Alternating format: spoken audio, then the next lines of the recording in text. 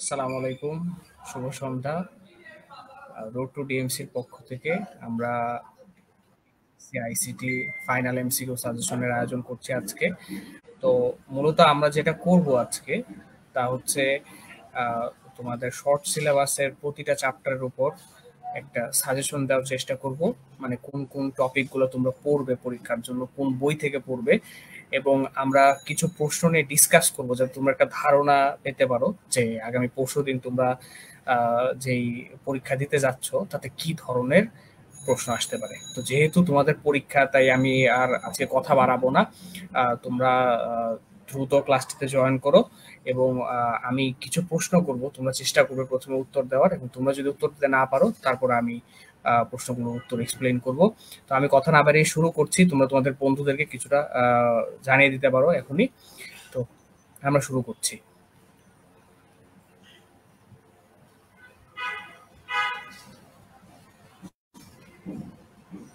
তো আমরা প্রথমেই অধ্যায় 1 থেকে যদি দেখি যে বিগত বছরে কি ধরনের প্রশ্ন ছিল অধ্যায় 1 থেকে, যদি খেয়াল করি। আর তোমরা আমাকে ঠিক শুনতে পারছো কিনা আমার কথা ঠিক মতো তোমরা একটু কমেন্ট করে জানিয়ে দিতে পারো, তাহলে আমার জন্য বুঝতে সুবিধা হবে। ওয়ালাইকুম সালাম। ঠিক আছে, তোমরা আমাকে একটু একটু জানিয়ে দাও যে ঠিকভাবে শুনতে পারছো কিনা। আর যদি কোনো রকম সমস্যা হয় তোমরা আমাকে সাথে সাথে একটু জানাবা। আমি কমেন্ট বক্সটা খোলা রাখলাম, তোমরা একটু জানাবা আর আমার সাথে একটু ইন্টারাক্ট করবা। আমি প্রশ্নগুলো করলে তোমরা উত্তর দেওয়ার চেষ্টা করবা তোমাদের মতো। আর আজকে একটু টেকনিক্যাল সমস্যার কারণে আমাদের বোর্ডে আমরা ক্লাসটা নিতে পারছি না, তাই আমি স্ক্রিন শেয়ার করে ক্লাসটা নিচ্ছি। তো যদি দেখতে কোনো রকম সমস্যা হয় তোমরা সাথে সাথে আমাকে একটু জানাবা। তো আমরা শুরু করছি। তো প্রথম অধ্যায়ে একটু যদি খেয়াল করি যে বিগত বছরগুলোতে কি ধরনের প্রশ্ন এসেছে, কতগুলো প্রশ্ন এসেছে, খেয়াল করো যে বিশ্বগ্রামের ধারণা এই টপিকটা থেকে কিন্তু মোটামুটি ভালোই প্রশ্ন এসেছে, যদিও ঢাকা বোর্ডে খুব একটা প্রশ্ন আসেনি। তো তারপরে যদি আমরা একটু খেয়াল করি যে এখানে ভিআর এআই একটা টপিক আছে, এখান থেকে কিন্তু অনেক প্রশ্ন এসেছে বিগত বছরগুলোতে। তারপর খেয়াল করো ক্রায়ো সার্জারি, ন্যানো প্রযুক্তি, মহাকাশ অভিযান, এখান থেকে অনেক প্রশ্ন এসেছে। এবং ঢাকা বোর্ডে খেয়াল করো যে গত 23 সালে হচ্ছে এখান থেকে কিন্তু প্রশ্ন এসেছিল, এবং ভিআর এআই থেকেও 23 সালে প্রশ্ন ছিল। Bio informatics, genetic engineering, biometrics থেকেও প্রশ্ন ছিল। তো এই চ্যাপ্টারটা থেকে কিন্তু দেখা যায় যে মোটামুটি 5টা 6টা প্রশ্ন প্রতি বছরই থাকে, এবং কি ধরনের প্রশ্ন থাকে তা নিয়ে আমরা এখনই ডিসকাশন করব। তো আহ, তোমরা এই চ্যাপ্টারের এই টপিকগুলো খুব ভালো করে একটু পড়বে, পুরোটাই পড়বে, কিন্তু এই টপিকগুলো একটু ভালো করে পড়বে। আর আরেকটা ব্যাপার হচ্ছে যে আহ, আমরা কিন্তু এইচএসসি এর আইসিটির জন্য অনেকগুলো বই ফলো করি। অক্ষরপত্রের খুব ভালো একটা বই আছে, সিস্টেক পাবলিকেশনের ভালো বই আছে, কিন্তু এই দুইটা অধ্যায় পড়ার জন্য অধ্যায় 1 এবং অধ্যায় 2 এ ওই বইগুলোতে আমার মনে হয় যে অনেক বেশি ইনফরমেশন থাকে প্রয়োজন। কিন্তু তুমি যদি শুধুমাত্র মেইন বইটা খুব ভালো করে পড়ো তাহলে হচ্ছে তোমার এইচএসসি পরীক্ষায় তুমি মোটামুটি সব কমন পাবা। তো আমি যেটা সাজেস্ট করবো, যে বইটা এনসিটিভির ওয়েবসাইটেও পাওয়া যায়, মানে যে বইটা হচ্ছে এনসিটিভি পাবলিশ করেছে আইসিটির জন্য, সেই বইটা তোমরা ফলো করার চেষ্টা করবা। আর ওই বইটা থেকেই সব কোশ্চেন ইনশাআল্লাহ কমন পড়বে।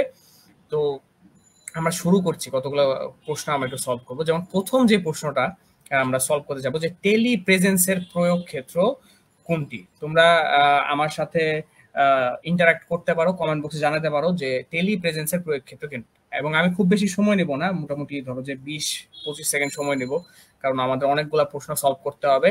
তো তোমরা একটু তাড়াতাড়ি আমাকে হচ্ছে কমেন্ট বক্সে জানিয়ে দাও যে টেলি প্রেজেন্সের প্রয়োগ ক্ষেত্র কোনটি। অপশন দেখতে পাচ্ছ যে অপশন আছে একটি ক্রায়োসার্জারি, বায়োমেট্রিক্স, ভার্চুয়াল রিয়ালিটি এবং আর্টিফিশিয়াল ইন্টেলিজেন্স। তোমরা একটু কমেন্ট বক্সে জানিয়ে দাও যেখানে সঠিক উত্তরটি কোনটি হবে, টেলি প্রেজেন্সের প্রয়োগ ক্ষেত্র কোনটি।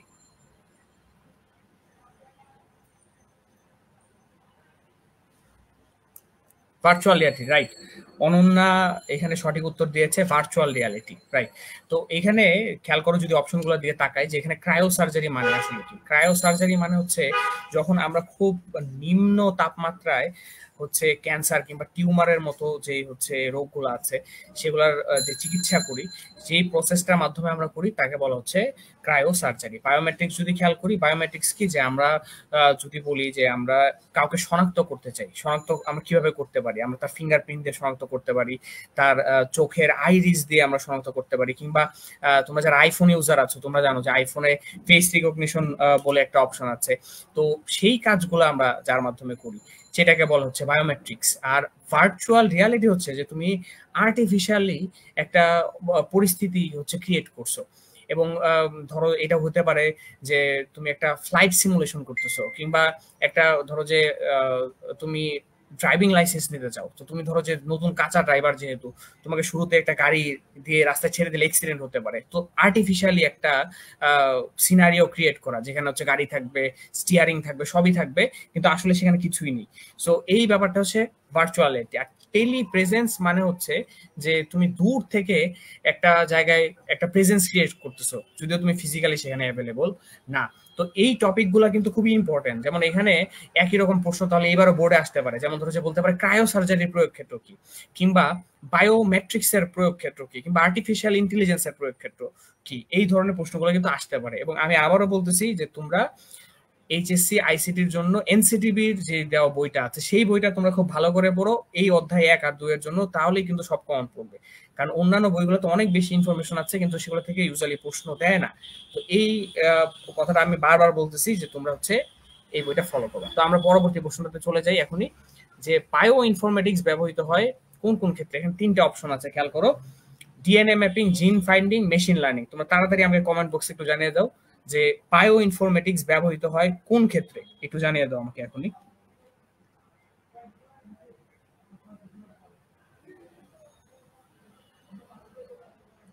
বায়ো ইনফরমেটিক্স ব্যবহৃত হয় কোন ক্ষেত্রে? এবং আমি কিন্তু দেখতে পাচ্ছি যে আগের প্রশ্নটির সঠিক উত্তর দিয়েছে আফরিন ইভা, এম জামান। এবার প্রতীক ভট্টাচার্য তিনি বলছেন যে সঠিক উত্তর হচ্ছে এ, অর্থাৎ 1 ও 2। তার উত্তরটি সঠিক অবশ্যই, যে বায়ো ইনফরমেটিক্স ব্যবহৃত হয় ডিএনএ ম্যাপিং করতে এবং জিন ফাইন্ডিং এর ক্ষেত্রে। মেশিন লার্নিং ব্যবহৃত হয় আর্টিফিশিয়াল ইন্টেলিজেন্সের ক্ষেত্রে। অনেকে সঠিক উত্তর দিচ্ছে, ধন্যবাদ তোমাদের। তোমরা আমি আশা করি যে পুরো ক্লাস জুড়ে এইভাবে ইন্টারঅ্যাক্ট করবা। তো পরবর্তী যে কোশ্চেনটি আমরা যদি একটু খেয়াল করি, যে বৈশিষ্ট্য অনুযায়ী জীবকে শনাক্তকরণের প্রযুক্তি কোনটি? আমি কিন্তু একটু আগেও এই কথাটি বলেছি, তোমাদের সাথে শেয়ার করেছি। বৈশিষ্ট্য অনুযায়ী জীবকে শনাক্তকরণের প্রযুক্তি কোনটি? আমরা অনেক বৈশিষ্ট্যই শনাক্ত করতে পারি। আমি কিছুক্ষণ আগেও তোমাদের সাথে শেয়ার করলাম, ফিঙ্গারপ্রিন্টিং হতে পারে, কিংবা ফেস রেকগনিশন হতে পারে। তো হ্যাঁ, প্রতীক ভট্টাচার্য তিনি আবারও সঠিক উত্তর দিয়েছেন যে এই উত্তরটি হবে বায়োমেট্রিক্স। বায়োমেট্রিক্স এর মাধ্যমে আমরা কোনো একটা বৈশিষ্ট্য অনুযায়ী একটি জীবকে শনাক্ত করতে পারি। রাইট, জীব বলতে এখানে আসলে মানুষকে বোঝানো হচ্ছে। তো বৈশিষ্ট্য অনুযায়ী জীবকে শনাক্তকরণের প্রযুক্তি হচ্ছে বায়োমেট্রিক্স। তোমাদেরকে ধন্যবাদ। এবার পরবর্তী প্রশ্ন, ন্যানো পার্টিকেলের আকৃতি কত? ন্যানো পার্টিকেলের আকৃতি কত? দেখি এই প্রশ্নটা সঠিক উত্তর কে দিতে পারে। ন্যানো পার্টিকেলের আকৃতি কত? অপশন আছে 1 থেকে 100 ন্যানোমিটার, 1 থেকে 200, 1 থেকে 300 এবং 1 থেকে 400 ন্যানোমিটার। সঠিক উত্তরটি কোনটি হবে? 4 নাম্বার প্রশ্ন প্রথম অধ্যায় থেকে, ন্যানো পার্টিকেলের আকৃতি কত? ঠিক, আবারও সঠিক, প্রতীক ভট্টাচার্য মন। সঠিক উত্তরটি হবে 1 থেকে 100 ন্যানোমিটার। ন্যানো পার্টিকেলের আকৃতি 1 থেকে 100 ন্যানোমিটার। রাইট। এবং পরবর্তী যে প্রশ্ন, কোন তাপমাত্রায় কোষে অক্সিজেন সরবরাহ বন্ধ হয়ে যায়? তোমরা দেখেই বুঝতে পারছো যে এই প্রশ্নটি কোন চ্যাপ্টার বা প্রথম অধ্যায়ের কোন টপিকটি থেকে এসেছে। এতে অবশ্যই ক্রায়ো সার্জারি থেকে এসেছে। এবং হ্যাঁ, সঠিক উত্তর শাহানুর ইশাক, যে এখানে সঠিক উত্তরটি হবে -41 থেকে -196 ডিগ্রি সেলসিয়াস। এখান থেকে কিন্তু আরো অনেক প্রশ্ন আসতে পারে, যেমন বহুপদী সূচক প্রশ্ন আসতে পারে, যে ক্রায়ো সার্জারির ক্ষেত্রে নিচের কোন গ্যাসগুলো ব্যবহৃত হয়? তোমরা জানো যে লিকুইড নাইট্রোজেন ব্যবহৃত হয়, আর্গন ব্যবহৃত হয়, আবার সলিড কার্বন ডাইঅক্সাইড ব্যবহৃত হয়। এই ধরনের অনেক প্রশ্নই কিন্তু আসতে পারে। 5-এর এ সঠিক, সাবিনা ইয়াসমিন, বনশ্রী সেন, সাবিদুল ইসলাম, সবার উত্তর সঠিক। যে কোন তাপমাত্রায় কোষে অক্সিজেন সরবরাহ বন্ধ হয়ে যায়? -41 থেকে -196 ডিগ্রি সেলসিয়াস। তাহলে দেখতে পাচ্ছ যে ক্রায়ো সার্জারি থেকে আরেকটা প্রশ্ন এসেছে। তো তোমরা ক্রায়ো সার্জারিটি কিন্তু অবশ্যই গুরুত্ব সহকারে দেখবে। এবং তোমরা যারা জানো না, যে আমরা কিন্তু আগামীকাল আবারও একটি ফাইনাল টাচ ক্লাস, যেটি হবে সিকিউ এর উপরে। সেখানে আমরা এরকম যে বিশেষ করে চ্যাপ্টার 3, 4 এবং 5 এর উপর আমরা গুরুত্বপূর্ণ যে সিকিউ গুলো আছে সেগুলো আমরা আলোচনা করব। তো ধন্যবাদ। আমরা পরবর্তী প্রশ্নে যাচ্ছি, যে সার্ন কোথায় অবস্থিত? এটা কিন্তু খুবই সহজ একটা প্রশ্ন, বই না পড়লেও জানা যায়। তোমাদের কি দেখতে অসুবিধা হচ্ছে? আমি তাহলে হচ্ছে একটু স্ক্রিনটা বড় করে দিতে পারি। হ্যাঁ, ঠিক আছে বোধহয়। ওকে, আচ্ছা, তাহলে সার্ন কোথায় অবস্থিত? সার্ন হচ্ছে সুইজারল্যান্ডে অবস্থিত, যেটা হচ্ছে ইউরোপিয়ান ইউনিয়নের একটা particle accelerator research centre. So সেটাকে বলা হচ্ছে সার্ন, এবং এটা অবস্থিত হচ্ছে সুইজারল্যান্ডে। তোমরা যদি খেয়াল করে দেখো প্রতিটা প্রশ্নই কিন্তু তোমাদের যে এনসিটিভি প্রদত্ত বইটা থেকেই আসছে, তোমরা সেই বইটা অবশ্যই ভালো করে পড়বা। পরবর্তী যে প্রশ্নটা, এটা আসছে হচ্ছে মেশিন লার্নিং অ্যাপ্লিকেশনে ব্যবহৃত হয় কোনটি? তো বুঝতেই পারছো যে এই প্রশ্নটা এসেছে আর্টিফিশিয়াল ইন্টেলিজেন্স থেকে। তো মেশিন লার্নিং অ্যাপ্লিকেশনে ব্যবহৃত হয় কোনটি, মানে মূলত আমরা জানতে চাচ্ছি যে কোন প্রোগ্রামিং ল্যাঙ্গুয়েজটি ব্যবহৃত হয়। এখানে 4টা প্রোগ্রামিং ল্যাঙ্গুয়েজের নাম আছে, C plus plus, ALGOL, Python এবং ফোরট্রান। তোমরা সঠিক উত্তরটি জানিয়ে দাও। প্রতীক ভট্টাচার্য মন তিনি বলছেন যে এখানে উত্তরটি হবে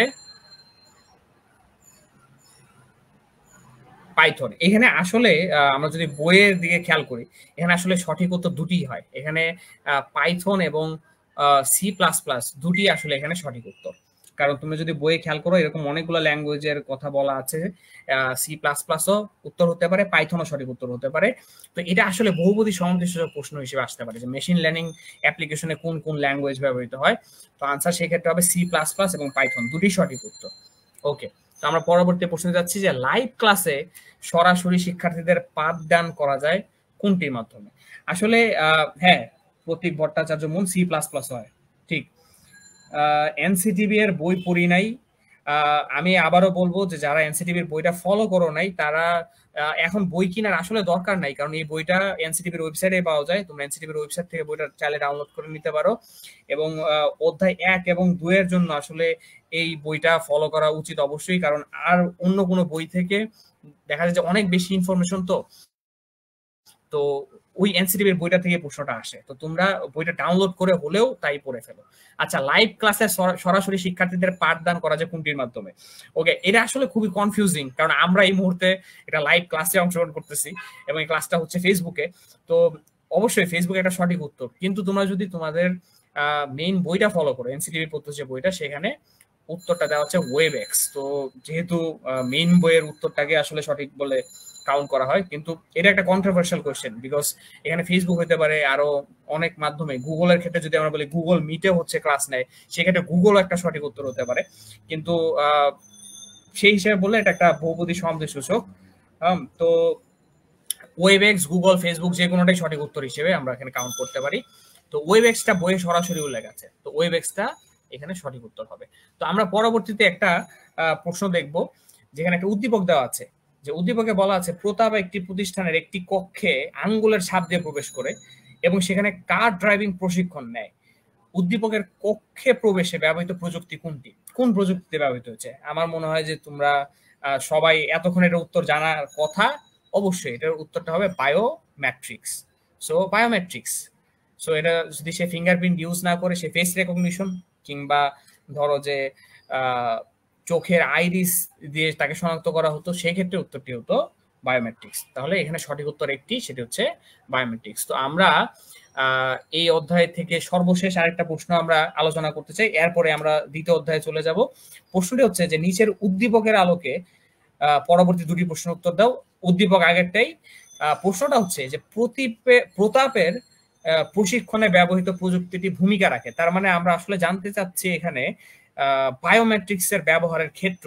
তো বায়োমেট্রিক্স কোন কোন ক্ষেত্রে ব্যবহৃত হয় তোমরা একটু জানিয়ে দাও, যেখানে সঠিক উত্তর কোনটি হবে। এখানে অনন্যা বিশ্বাস বলছেন যে উত্তর হবে 1, 2 ও 3। আচ্ছা, অন্যরা কি কোনো উত্তর চিন্তা করছো? উত্তর কি 1, 2, 3 হবে এখানে? আচ্ছা, আফরিন ইভা তিনি বলছেন উত্তর হবে 1 ও 2। শাহানুর ইশরাকও বলছেন উত্তর হবে 1 ও 2। এটা আসলে সঠিক উত্তর কোনটা হবে? একটা উত্তর তো সরাসরি বোঝা যায়, সেটা হচ্ছে নিরাপত্তায়, কারণ নিরাপত্তাতে তো অবশ্যই বায়োমেট্রিক্স এর ব্যবহার হবে, যে কেউ মানে অ্যাক্সেস নিয়ে নিল কিনা। তো 2 নাম্বারটা অবশ্যই একটা সঠিক উত্তর হবে। আর আরেকটা কি হবে এখানে, তোমরা যদি তোমাদের বইটা ফলো করো তাহলে দেখবা যে আরেকটা উত্তর হচ্ছে ব্যবসা বাণিজ্যে, কারণ ব্যবসা বাণিজ্যের ক্ষেত্রে এরকম আমরা বা ধরো যে অফিস আদালতের বেলায় কিংবা স্কুল কলেজের ক্ষেত্রেও দেখা যায় যে ধরো যে আমরা যখন হিসাব রাখতে চাই যে কয়জন আসলো কয়জন গেল, তখন কিন্তু বায়োমেট্রিক্সটা ব্যবহৃত হয়। শিক্ষা ও গবেষণায় ব্যবহৃত হয় বায়ো ইনফরমেটিক্স। হ্যাঁ, শিক্ষা ও গবেষণায় বায়ো ম্যাট্রিক্স না, বায়ো ইনফরমেটিক্স ব্যবহৃত, এবং দুটার মধ্যে কিন্তু পার্থক্যটা এখানেই যে বায়োমেট্রিক্স দিয়ে আসলে আমরা হচ্ছে শনাক্ত করি, কোনো জীবকে শনাক্ত করি, প্রাণীকে শনাক্ত করি, আর বায়ো ইনফরমেটিক্স হচ্ছে শিক্ষা ও গবেষণার ক্ষেত্রে ব্যবহৃত হয়। তাহলে এইটা হবে হচ্ছে 1 ও 3, তাহলে এটা উত্তরটা হবে সি। হ্যাঁ, এটার উত্তরটা হবে হচ্ছে সরি 1 ও 3 না, এটার উত্তরটা হবে 2 ও 3, মানে সরি আমি ভুল বললাম, এটার উত্তর হবে 2 ও 3, মানে অপশন বি। এটার উত্তরটা হবে 2 ও 3, নিরাপত্তায় এবং ব্যবসা বাণিজ্যে শিক্ষা ও গবেষণায় বায়ো ইনফরমেটিক্স ব্যবহৃত হয়। ঠিক আছে, ওকে। তাহলে আমরা পরবর্তী অধ্যায়টাতে চলে যাচ্ছি। পরবর্তী অধ্যায় মানে চ্যাপ্টার 2। তো তোমরা যদি খেয়াল করে দেখো যে এই চ্যাপ্টারেও কিন্তু মোটামুটি অনেকগুলো এমসিকিউ আসে, এবং তোমরা এক্সপেক্ট করতে পারো যে কমপক্ষে 5টা এমসিকিউ এই চ্যাপ্টার থেকে থাকবে, এবং এখানে কিন্তু অনেকগুলা কঠিন টপিক আছে, কিছু কনসেপচুয়াল টপিক আছে, এবং ইনফ্যাক্ট কিছু ম্যাথমেটিক্যাল টার্মসও আছে। তো আমরা সবই দেখব। তো এখানে আমি কি কি টপিক আছে একটু আবারও ডিসকাস করতেছি, যে ডাটা কমিউনিকেশন ব্যান্ডউইথ, এটা থেকে দেখতে পারতেছো যে অনেকগুলো কোশ্চেন আসছে, যদিও ঢাকা বোর্ডে রিসেন্ট কোনো কোশ্চেন আসে নাই, 17 সালে শেষ কোশ্চেন আসছে। ট্রান্সমিশন মোড এবং মিডিয়াম থেকেও দেখতে পারতেছো যে অনেক প্রশ্ন আসছে, এবং শেষে দেখো নেটওয়ার্কিং এবং টপোলজি থেকে অনেক প্রশ্ন আসছে। তুলনামূলকভাবে মোবাইলের জেনারেশন এবং ইন্টারনেট থেকে কম প্রশ্ন আসছে, তারযুক্ত মিডিয়া এবং ওয়্যারলেস মিডিয়া এই টপিকগুলো থেকেও কম প্রশ্ন আসছে। তো তোমরা এগুলো একটু কম দেখতে পারো, কিন্তু এই 3টা টপিক থেকে কিন্তু অনেক প্রশ্ন আসছে বিগত বছরগুলোতে, কারণ আমি জানি যে এখানে অনেক বোর্ডের স্টুডেন্ট একসাথে ক্লাস করতেছো। তো আমরা দ্রুত হচ্ছে এই চ্যাপ্টারের কোশ্চেন গুলোতে চলে যাই। যে প্রথমে একটা প্রশ্ন করা হয়েছে যে নেটওয়ার্কিং এর উদ্দেশ্য কি। 1 নাম্বার যে প্রশ্নটা, নেটওয়ার্কিং এর উদ্দেশ্য কি। হ্যাঁ, তো এই প্রশ্নটা আর একটু কনফিউজিং এই সেন্সে যে আমরা নেটওয়ার্কিং মাধ্যমে অবশ্যই ইনফরমেশন শেয়ার করি, আমরা সফটওয়্যার সরাসরি শেয়ার করতে পারি, কিন্তু হার্ডওয়্যার শেয়ার হবে কি হবে না এটা নিয়ে একটা দ্বিধাদ্বন্দ্ব আমাদের ভিতর কাজ করে। তো আমরা অনেকেই উত্তরটা দাগাই 1 ও 2। তো আমার প্রশ্ন হচ্ছে উত্তর কি 1 ও 2 হবে না 1 2 3 হবে, আমি একটু জানতে চাই তোমাদের কাছে। এবং এটা কিন্তু সরাসরি তোমাদের যে এনসিটিভি পদ্ধতি যে বইটা থেকে একটা প্রশ্ন, তোমরা একটু চিন্তা ভাবনা করে উত্তরটি দাও যে এখানে উত্তর 1 2 হবে নাকি 1 2 3 হবে। আচ্ছা, আমি তোমাদেরকে একটা এরকম একটা সিনারিও বলি, যে ধরো যে একটা অফিসে মাত্র একটা হার্ডওয়্যার আছে। ঠিক আছে, হার্ডওয়্যারটা হচ্ছে ধরো যে একটা প্রিন্টার, কিন্তু ওই অফিসে 10 জন চাকরি করতেছে একসাথে, তাদের কাজ করার জন্য প্রিন্টার আছে মাত্র একটা। এখন তারা কিভাবে একটা প্রিন্টার সবাই মিলে ইউজ করবে, বা তারা কি ওই প্রিন্টারটা অ্যাক্সেস সবাই একসাথে নিতে পারবে কিনা। হ্যাঁ, অনন্যা বলতেছে উত্তর ডি হবে। এটার উত্তর আসলেই ডি হবে, কারণ নেটওয়ার্কিং এর মাধ্যমে আমরা হার্ডওয়্যারও আসলে শেয়ার করতে পারি। যেমন ধরো যে একটা অফিসে অনেকগুলো কম্পিউটার আছে, কিন্তু সবগুলো কম্পিউটার একসাথে একটা প্রিন্টারের সাথে কানেক্টেড, তো তখন কিন্তু সবাই একসাথে ওই প্রিন্টারটা ইউজ করতে পারবে। তাহলে আমরা নেটওয়ার্কিং এর মাধ্যমে যে শুধু ইনফরমেশন বা সফটওয়্যার শেয়ার করতে পারবো তা না, আমরা কিন্তু হার্ডওয়্যারও শেয়ার করতে পারবো। তাহলে নেটওয়ার্কিং উদ্দেশ্য কিন্তু তিনটাই। এবং দেখো এই প্রশ্ন ঢাকা বোর্ডে আসছে 23 সালে, গত বছরই একটা প্রশ্ন। তাহলে এই ধরনের প্রশ্ন কিন্তু আসতে পারে, এবং এই ক্ষেত্রে এসে অনেকে কনফিউজ হয়ে যেতে পারে। তাহলে নেটওয়ার্কিং উদ্দেশ্য হলো 1 2 ও 3। আমরা পরের প্রশ্নটি চলে যাই যে ব্লুটুথের ফ্রিকোয়েন্সি কত। এবং এই রিলেটেড কিন্তু আরো অনেক প্রশ্ন আসতে পারে, যেমন প্রশ্ন আসতে পারে যে ব্লুটুথের রেঞ্জ কত, কিংবা ব্লুটুথের ডাটা ট্রান্সমিশনের রেট কত। হ্যাঁ, তো এই ধরনের প্রশ্ন কিন্তু আসতে পারে। তো আমি একটু উত্তরটা এক্সপেক্ট করতেছি যে ব্লুটুথের ফ্রিকোয়েন্সি কত। 2.45 কিলো হার্জ হবে। প্রতীক, তুমি আবার একটু চিন্তা করো, এটা কি কিলো হার্জ হবে নাকি গিগা হার্জ হবে, একটু দেখো তো।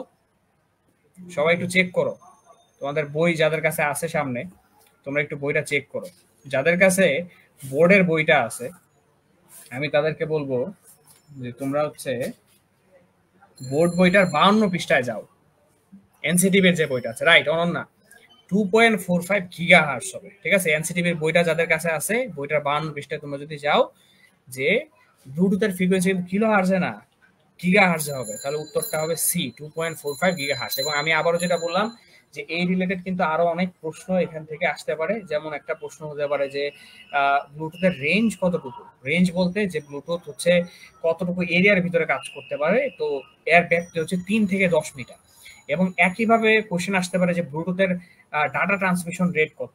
তোমরা খেয়াল করো, যাদের কাছে এনসিটিভি এর বইটা আছে, 53 পৃষ্ঠা একটা টেবিল দেওয়া আছে খুব সুন্দর করে। সো এই টেবিলটাতে কিন্তু দেওয়া আছে যে ব্লুটুথের ফ্রিকোয়েন্সি কত, কিংবা ওয়াইফাই এর ফ্রিকোয়েন্সি কত, কিংবা ওয়াই ম্যাক্স এর ফ্রিকোয়েন্সি কত, কোনটা কতটুকু রেঞ্জে কাজ করে, কোনটা স্পিড কতটুকু। এই প্রশ্নগুলো কিন্তু প্রতিটাই খুবই ইম্পর্টেন্ট, এবং যে কোনোটাই কিন্তু পরীক্ষা আসতে পারে। তো তোমরা এইটা খুব ভালো করে দেখবা, হ্যাঁ, খুব ভালো করে দেখবা যে এটা বোর্ড বইয়ের হচ্ছে তোমাদের 53 পৃষ্ঠা থেকে করা হয়েছে। হ্যাঁ, তো এই প্রশ্নগুলো আসতে পারে। আর ভয় পাওয়ার কিছু নাই, ভুল হবে না, এখনো সময় আছে, ঠিক আছে। তো এই ক্লাসটা একরকম বলতে পারো যে একটা ওয়ার্নিং বা একটা রিমাইন্ডার যে আমাদের তাড়াতাড়ি বইটা নিয়ে বসতে হবে। তোমরা চেষ্টা করো যে আজকের মাঝে অধ্যায় 1 আর 2 ভালোভাবে পড়ে ফেলতে, কারণ এই দুইটা চ্যাপ্টার থেকে কিন্তু দেখা যাবে যে মোটামুটি 11-12টা প্রশ্ন আসতে পারে। হ্যাঁ, এমসিকিউ এর জন্য দেখা যায় যে এরকমই প্রশ্ন আসে, এই দুইটা চ্যাপ্টার থেকে এমসিকিউ বেশি আসে। তো তোমরা কিন্তু খুব ভালো করে এটা হচ্ছে পড়ে শেষ করো আজকে এই দুইটা চ্যাপ্টার। দরকার পড়লে কালকে থেকে হচ্ছে তোমরা 3, 4, 5 ওই চ্যাপ্টার গুলো শুরু করো, কারণ ওগুলো সিকিউ এর জন্য বেশি ইম্পর্টেন্ট। কিন্তু এই চ্যাপ্টার গুলো কিন্তু অনেকগুলো এমসিকিউ আসবে, আর যদি একটু ভালোভাবে না পড়া হয়, কারণ এখানে কিন্তু মুখস্থ করার মতো জিনিস আসলে তোমার জানতে হবে। তো ভালোভাবে না পড়া হলে কিন্তু অনেক এমসিকিউ ভুল হয়ে যাবে। তো আমি আবারও বলতেছি, তোমরা আজকের মাঝেই এই চ্যাপ্টার গুলো নিয়ে বসো। হ্যাঁ, তো আমরা পরবর্তী প্রশ্নে যাচ্ছি। প্রশ্নে বলা হচ্ছে যে, আচ্ছা এখানে এই সংখ্যাটা ঠিকভাবে দেখা যাচ্ছে না, এখানে লেখা আছে আসলে 10। হ্যাঁ, 10টি কম্পিউটারকে আচ্ছা এটা আসলে ম্যাশ টপোলজি হবে। হ্যাঁ, সো 10টি কম্পিউটারকে ম্যাশ টপোলজির আন্ডারে যদি তুমি আনতে চাও, তাহলে কতগুলো তারের প্রয়োজন হবে, কতগুলো। আচ্ছা, প্রতীক বলছে যে আমি পড়েছি, তবে ডিজিট দেওয়া যেগুলো সেগুলো হার্ড মনে রাখার জন্য। হ্যাঁ, কিছুটা হার্ড, আসলে সংখ্যাগুলো মনে থাকে না। তো হয়ে যাবে ইনশাল্লাহ, আমি এক্সপেক্ট করতেছি। আচ্ছা, অনন্যা বিশ্বাস 45।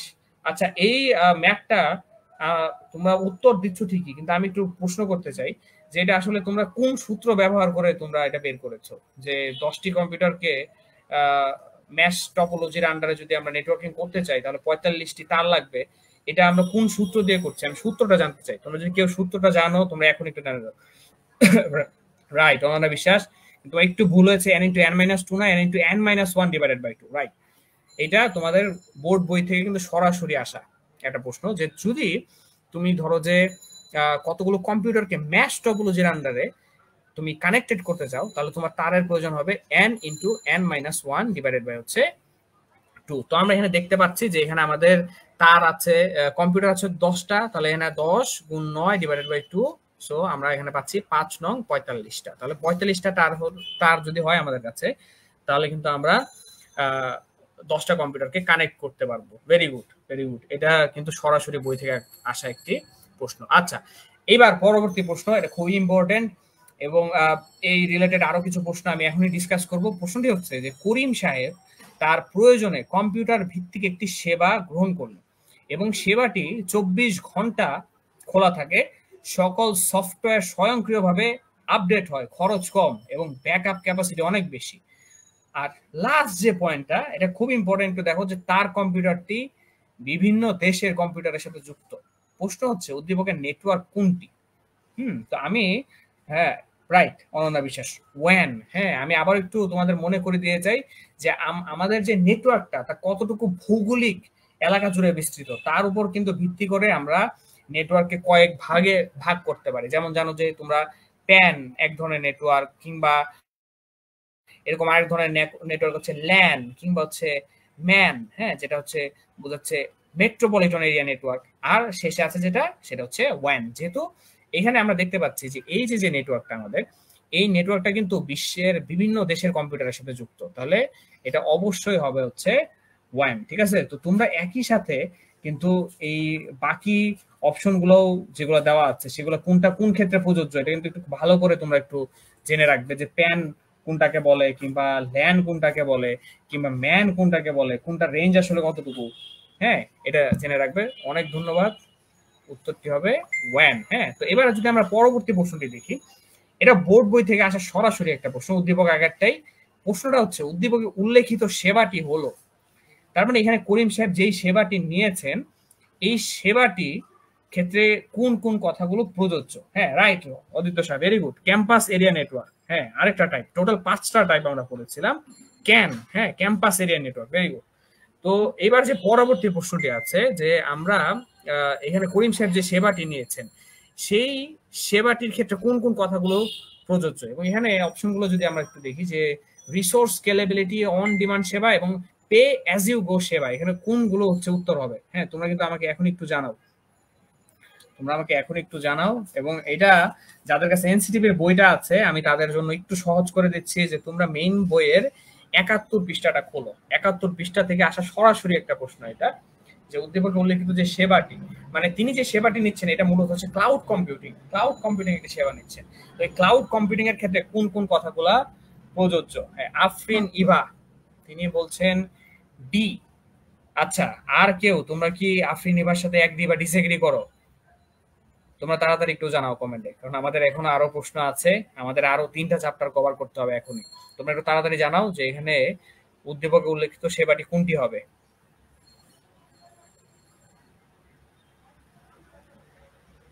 D, right.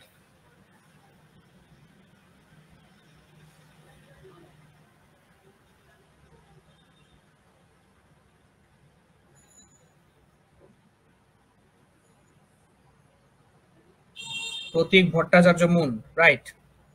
উত্তরটি হবে ডি। কারণ তোমরা যদি তোমাদের মেইন বইয়ের 71 নাম্বার পৃষ্ঠায় যাও তোমরা কিন্তু সরাসরি দেখতে পাচ্ছ যে এখানে উল্লেখিত যে সেবাটি আছে সেটার ক্ষেত্রে রিসোর্স স্কেলেবিলিটি প্রযোজ্য, সেটার ক্ষেত্রে কিন্তু অন ডিমান্ড সেবা প্রযোজ্য এবং পে এজ ইউ গো। তাহলে কিন্তু এখানে উত্তর 1 2 3 তিনটাই কিন্তু এখানে হবে। হ্যাঁ তাহলে উত্তরটি হবে 1 2 এবং 3, ভেরি গুড। আচ্ছা এইবার পরবর্তী যে প্রশ্নটি আছে, বিল্ডিং, পাহাড় পর্বত সহ যে কোনো বাধা অতিক্রম করতে পারে কোনগুলো, এবং এখানে খেয়াল করে এখানে কয়েকটা অপশন আছে, radio wave, terrestrial microwave, satellite microwave. তো প্রশ্নটা আবারও দেখো যে বিল্ডিং, পাহাড় পর্বত সহ যে কোনো বাধা অতিক্রম করতে পারে, এখানে উত্তর কোনটি হবে? রাইট প্রতীক, তোমার উত্তর সঠিক। আবারও এখানে উত্তরটি হবে 1 এবং 3, কারণ টেরিস্ট্রিয়াল মাইক্রোওয়েভ এটা মূলত মানে ভূগর্ভ, মানে ধরো যে সারফেস লেভেলে যে সমস্ত মানে ম্যাটেরিয়াল গুলো আছে সেগুলোকে সে অতিক্রম করতে পারে, কিন্তু বিল্ডিং বা পাহাড় পর্বত সহ এই বাধাগুলো সে অতিক্রম করতে পারে না। তাহলে এটা উত্তরটা হবে রেডিও আর হচ্ছে স্যাটেলাইট। তাহলে উত্তরটি হবে 1 ও 3, ভেরি গুড। তাহলে তোমরা কিন্তু এই এমসিকিউ গুলা পড়ার সাথে সাথে এমসিকিউ গুলো যেই টপিক গুলো থেকে আসছে সেগুলো কিন্তু পড়ে দিবে, কারণ সিকিউ এর ক্ষেত্রেও কিন্তু এগুলো থেকেই প্রশ্ন আসতে পারে। তো তারপরে যে প্রশ্নটা সেটা হচ্ছে প্রাইভেট নেটওয়ার্ক হতে পারে কোনটি। এটা আমার মনে হয় খুবই সহজ একটা প্রশ্ন, এতক্ষণে ডিসকাশন থেকে এটা অবশ্যই সবারই পারা উচিত। তাও আমি একটু দ্রুত তোমাদের কাছে উত্তরটা এক্সপেক্ট করতেছি। প্রাইভেট নেটওয়ার্ক হতে পারে কোনটি? 7 নাম্বার প্রশ্ন, দ্রুত একটু উত্তর দাও সবাই। প্রাইভেট নেটওয়ার্ক হতে পারে কোনটি? Right, very good. Private network হতে পারে প্যান এবং হচ্ছে ল্যান্ড, কারণ আমরা একটু আগেই জেনেছি যে ওয়ান কি, ওয়ান হচ্ছে বিশ্বের বিভিন্ন দেশের যে কম্পিউটার গুলো আছে বা ডিভাইস গুলো আছে এগুলোকে একটার সাথে আরেকটা কানেক্ট করে। সুতরাং এখানে ওয়ান হওয়ার কোনো প্রশ্নই আসে না, এখানে উত্তর হবে প্যান এবং ল্যান্ড। একইভাবে আমরা একটু আগে জেনেছি যে আরো 2 টাইপের নেটওয়ার্ক আছে যেটাকে আমরা বলতেছি ক্যান এবং হচ্ছে ম্যান, একটা হচ্ছে ক্যাম্পাস এরিয়া আর একটা হচ্ছে metropolitan area. Right, very good. এইবার পরবর্তী যে প্রশ্নটি, ইন্টারনেট প্রোটোকল ভিত্তিক নেটওয়ার্ক ব্যবহৃত হয় মোবাইলের কোন প্রজন্ম হতে?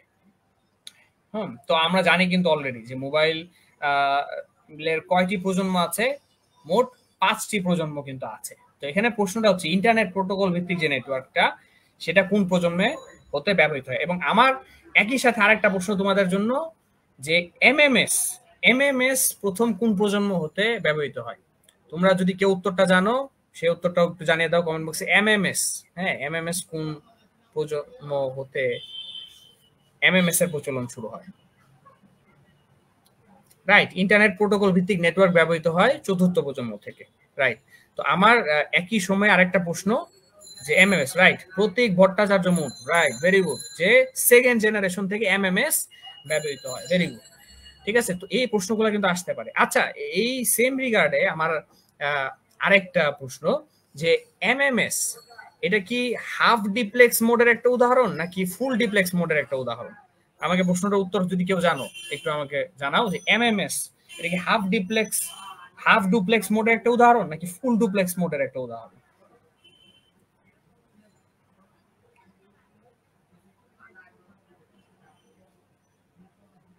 হ্যাঁ রাইট, এমএমএস সেকেন্ড জেনারেশন, উত্তর সঠিক। আমি আরেকটা প্রশ্ন করেছি যে এমএমএস কি half, right, very good. MMS হচ্ছে না না আফরিন, এটা ফুল হবে না, হাফ ডুপ্লেক্স মোডের একটা উদাহরণ। বিকজ আমি একটু বুঝাই যে হাফ ডুপ্লেক্স কাকে বলে, যে ধরো যে এই একটা পয়েন্ট থেকে একজন আরেকজনের সাথে কমিউনিকেশন করতেছে। তো যদি এমন হয় যে দুইজন একজন একজনের সাথে কমিউনিকেশন করতেছে কিন্তু দুটো কমিউনিকেশন একই সময়ে ঘটতেছে না, মানে ধরো যে একটা মেসেজ একজনের কাছে যাচ্ছে, সে রিসিভ করার পরে সে আবার আরেকটা মেসেজ পাঠাতে পারছে, এই ধরনের যে মেথডটা সেটাকে আমরা বলি হচ্ছে হাফ ডুপ্লেক্স মেথড। কিন্তু যদি এরকম হয় যেখানে দুইজন একই সময় একজন আরেকজনের সাথে কথা বলতে পারতেছে, যেমন ধরো যে আমরা যখন মোবাইল ফোনে কল দিচ্ছি কিংবা কারোর সাথে ভিডিও কল করতেছি কিংবা ধরো যে মেসেঞ্জারে যখন আমরা ধরো যে চ্যাট করতেছি, সো এই ক্ষেত্রে কিন্তু একই সময়ে একজন একজনের সাথে আমরা কথা বলতে পারতেছি, সেটা হচ্ছে ফুল ডুপ্লেক্স মোডের একটা উদাহরণ। সো এসএমএস বলো বা এমএমএস বলো, এগুলোতে কিন্তু একজন রিসিভ করে, সে রিসিভ করার পরে তারপর আবার রেসপন্ড করতে পারে। তো এইগুলো হচ্ছে হাফ ডুপ্লেক্স মোডের উদাহরণ, এগুলো কিন্তু ভুল করলে হবে না। ওকে, পরবর্তী যে প্রশ্নটা আছে যে গ্রুপ এসএমএস এর মোড কোনটি? চারটা অপশন আছে দেখো, full duplex, unicast, broadcast, multicast. তোমরা একটু উত্তরটি জানিয়ে দাও যে গ্রুপ এসএমএস এর মোড কোনটি, গ্রুপ এসএমএস এর মোড কোনটি? ওকে, ক্লিয়ার। গ্রুপ এসএমএস এর মোড কোনটি? তাড়াতাড়ি একটু কমেন্টে জানিয়ে দাও। আমরা চেষ্টা করব 8টা বাজার সাথে সাথে আমরা যাতে হচ্ছে পরবর্তী চ্যাপ্টারে চলে যেতে পারি, যদি 1 মিনিট আছে মাত্র। রাইট, উত্তরটি হবে মাল্টি ক্লাস। খেয়াল করে দেখো, আমরা একটু আগে দেখলাম যে এসএমএস কিন্তু হচ্ছে হাফ ডুপ্লেক্স এর উদাহরণ, তাহলে আমরা এখানে দেখতেছি যে হাফ ডুপ্লেক্স এর অপশন নাই, ফুল ডুপ্লেক্স, তাহলে ফুল ডুপ্লেক্স এখানে হবে না। তাহলে এখন আমাদের কাছে অপশন আছে 3টা basically, unicast, broadcast, multi class. এখন ইউনিকাস্ট কি? ইউনিকাস্ট হচ্ছে এমন একটা এক্সাম্পল যেখানে ধরো যে একজন শো করতেছে আর একজন দেখতে পাচ্ছে, বা একজন আরেকজনের কাছে সেন্ড করতেছে। ব্রডকাস্ট কি? ব্রডকাস্ট ধরো যে একটা বিরাট বড় একটা হচ্ছে কমিউনিটির কাছে একবারে হচ্ছে এক্সপোজ করা হচ্ছে, যেমন ধরো যেটা এক্সাম্পল হতে পারে একটা টিভি, কিংবা ধরো যে এই স্ট্রিমিংটা একটা আসলে ব্রডকাস্ট বলতে পারো, কারণ এখানে চাইলেই যে কেউ বিশ্বের যে কোনো প্রান্ত থেকে জয়েন করতে পারে। আর মাল্টিকাস্ট হচ্ছে যেখানে একজন একটা গ্রুপ অফ পিপলের কাছে, তার মানে এটা পাবলিক অ্যাক্সেস নাই একরকম তুমি বলতে পারো, কিন্তু ধরো 4 জন হতে পারে, 5 জন হতে পারে, 10 জন হতে পারে, এই সংখ্যাটা 100 জন হতে পারে। হ্যাঁ, সো একটা লিমিটেড অডিয়েন্সের কাছে যাচ্ছে, এই ব্যাপারটাকে বলা হচ্ছে মাল্টিকাস্ট। তাহলে এখানে উত্তরটা হবে মাল্টিকাস্ট, ব্রডকাস্ট কিন্তু হবে না। হ্যাঁ, আর লাস্ট যে প্রশ্নটা, যে ফাইবার অপটিক কেবলে কোন তরঙ্গ দৈর্ঘ্য ব্যবহৃত হয়, আমরা এই প্রশ্নটার মাধ্যমে হচ্ছে শেষ করে দিব এবং আমরা পরবর্তী চ্যাপ্টারে চলে যাব। তোমরা তাড়াতাড়ি প্রশ্নের উত্তর দাও যে ফাইবার অপটিক কেবলে কোন তরঙ্গ দৈর্ঘ্য ব্যবহৃত হয়। এবং আমার আরেকটা প্রশ্ন, যে ফাইবার অপটিক কেবলে আমরা যে ইলেকট্রোম্যাগনেটিক ওয়েভের যে স্পেকট্রামটা আছে, সেই স্পেকট্রামের মাঝে আমরা কোন স্পেকট্রামটা আসলে ইউজ করি ফাইবার অপটিক কেবলে? আমাকে এই প্রশ্নটার উত্তর তোমরা একটু জানিয়ে দাও। রাইট, উত্তর সঠিক, অবশ্যই উত্তর হচ্ছে 1500 ন্যানোমিটার। সো যদি একটা ইলেকট্রোম্যাগনেটিক ওয়েভের এই যে ওয়েভ লেংথটা 1500 ন্যানোমিটার হয়, তখন আমরা তাকে কি নামে ডাকি? এটা আমার একটা প্রশ্ন। Right, infrared IR, very good Pratik Bhattacharya Mun, এটা উত্তরটা হবে ইনফ্রারেড। হ্যাঁ, আইআর, ঠিক আছে।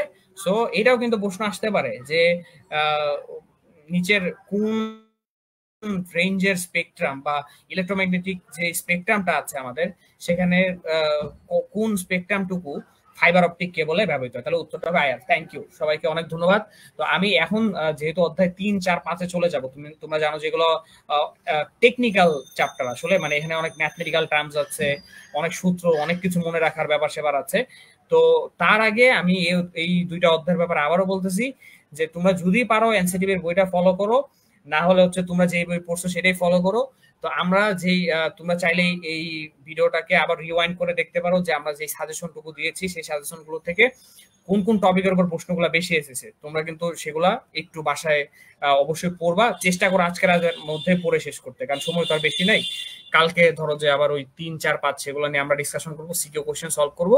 তো তোমরা চেষ্টা করো আজকে রাতের মাঝে, আর ভয় পাওয়ার কিছু নাই। হ্যাঁ, মোটামুটি আমরা যেই টাইপ ডিসকাস করলাম এগুলোর মধ্যেই প্রশ্ন আসবে, ঠিক আছে। তো ইনশাল্লাহ ভালো হবে সবার। আমরা এখন চলে যাচ্ছি চ্যাপ্টার 3-তে।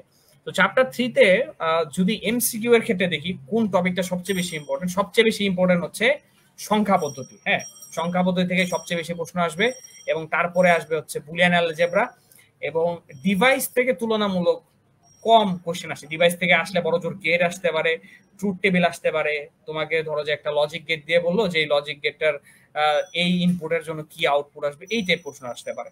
তবে রেজিস্টার, ফ্লিপ ফ্লপ, কাউন্টার এগুলা থেকে একরকম প্রশ্ন আসেই না বলে চলে, সিকিউ থেকে প্রশ্ন আসে।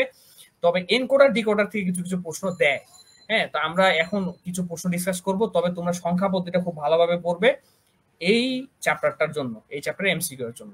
তো খেয়াল করো যে 5A16 এর পরের সংখ্যাটি কত হবে, তোমরা আমাকে একটু কমেন্টে জানিয়ে দাও। 5A এবং যেহেতু 16 মানে এটা কোন নাম্বার সিস্টেমে আছে, অবশ্যই এটা হেক্সাডেসিমাল নাম্বার সিস্টেম। আচ্ছা, মুজিবুর রহমান স্যারের বইটা বলে কি সিলেবাসে কিছু, অবশ্যই সিলেবাসের কভার হবে, কিন্তু আমি বলতেছিলাম যে শুধুমাত্র এমসিকিউ এর জন্য তোমরা হচ্ছে মানে এনসিটিভি এর বইটা ফলো করতে পারো, কারণ এমসিকিউ গুলো সরাসরি ওই বই থেকেই দেয়।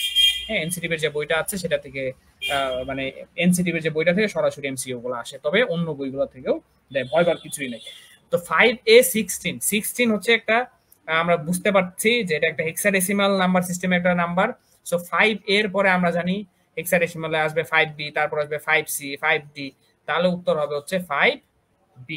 আরেকটা কোশ্চেন আমি এখনই করতেছি তোমাদেরকে, যে আমি যদি বলি 7F এর পরবর্তী সংখ্যাটা কত, তাড়াতাড়ি কমেন্ট বক্সে জানিয়ে দাও এখনই। 7F এর পরবর্তী সংখ্যাটা কি হবে হেক্সাডেসিমাল নাম্বার সিস্টেমে? 7F এর পরবর্তী সংখ্যাটা কি হবে?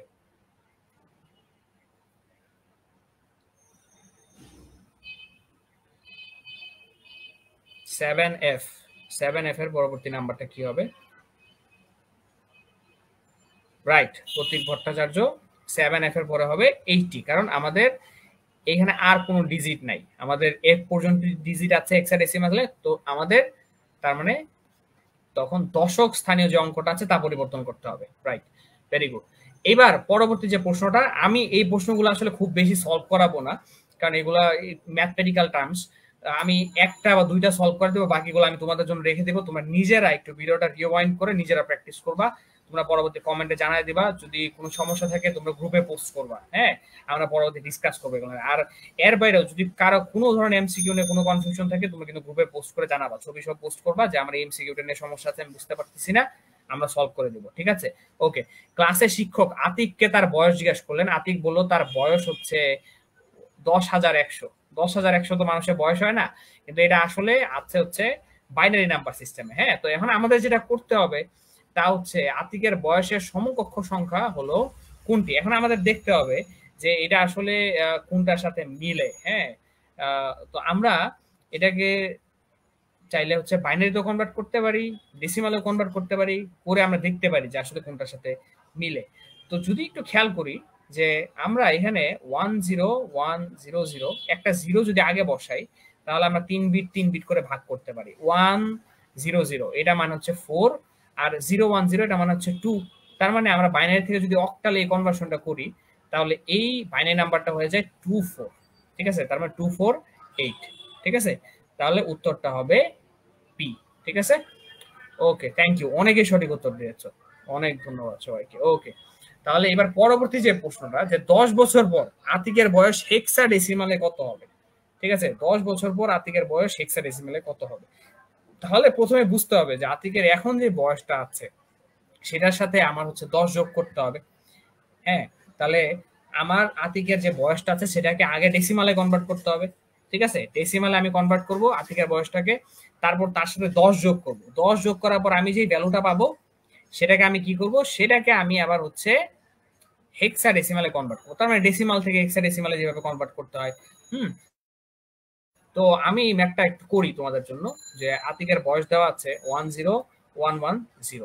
10110। তো খেয়াল করে দেখো যে আমাদের যে এই নাম্বারটা, এটা আমাদের দেওয়া আছে কিসে দেওয়া আছে, এটা এটা আমাদের বাইনারিতে দেওয়া আছে। তাহলে বাইনারি থেকে আমরা কিভাবে হচ্ছে এটাকে ডেসিমালে নিয়ে যাব? তো আমরা জানি ব্যাপারটা খুবই সিম্পল, যে আমরা 2 টু দি পাওয়ার 1 2 স্কোয়ার, এটা 1 দিয়ে গুণ করব, আর এটা হচ্ছে 2 টু দি পাওয়ার 4, এটাকে 1 দিয়ে গুণ করব। তার মানে এখানে আমরা পাচ্ছি হচ্ছে কত, 16, আর এখানে পাচ্ছি হচ্ছে 4। তার মানে তার বর্তমান বয়স হচ্ছে 20 বছর। 10 বছর পর তার বয়স হয়ে যাবে কত, 30 বছর। তার মানে এখন আমরা যদি 30কে হেক্সাডেসিমালে কনভার্ট করি, তাহলে উত্তরটা বের হয়ে যাবে। হ্যাঁ, তো তোমরা অনেকে উত্তর দিয়েছো 1E। তো আমি একটু জাস্ট কনভার্ট করে দেখি যে হেক্সাডেসিমালে 1e আসলে কত আসে। সো ই এর ভ্যালু কত আসে, এখানে 1টা হয়ে যাবে 16, আর ই এর ভ্যালু কত আসতেছে আমরা জানি, ই এর ভ্যালু আসতেছে হচ্ছে কত, 14, রাইট। তাহলে উত্তরটা হবে কত, উত্তরটা হবে 1e। আচ্ছা 1e হবে না 1d হবে, আমি একটু কনফিউজড। এ এর ভ্যালু আসতেছে 10, বি এর 11, সি এর 12, ডি এর 13, ই এর 14। না ঠিক আছে, তোমাদের উত্তরই সঠিক, এটা হবে 1e। তার মানে উত্তর হবে এখানে বি, রাইট, থ্যাংক ইউ। ওকে ঠিক আছে, তাহলে আমরা এবার পরবর্তী প্রশ্নটাতে চলে যাই। এবার আমরা একটু দ্রুত সলভ করা ট্রাই করবো, অলরেডি 8:10 বেজে গেছে।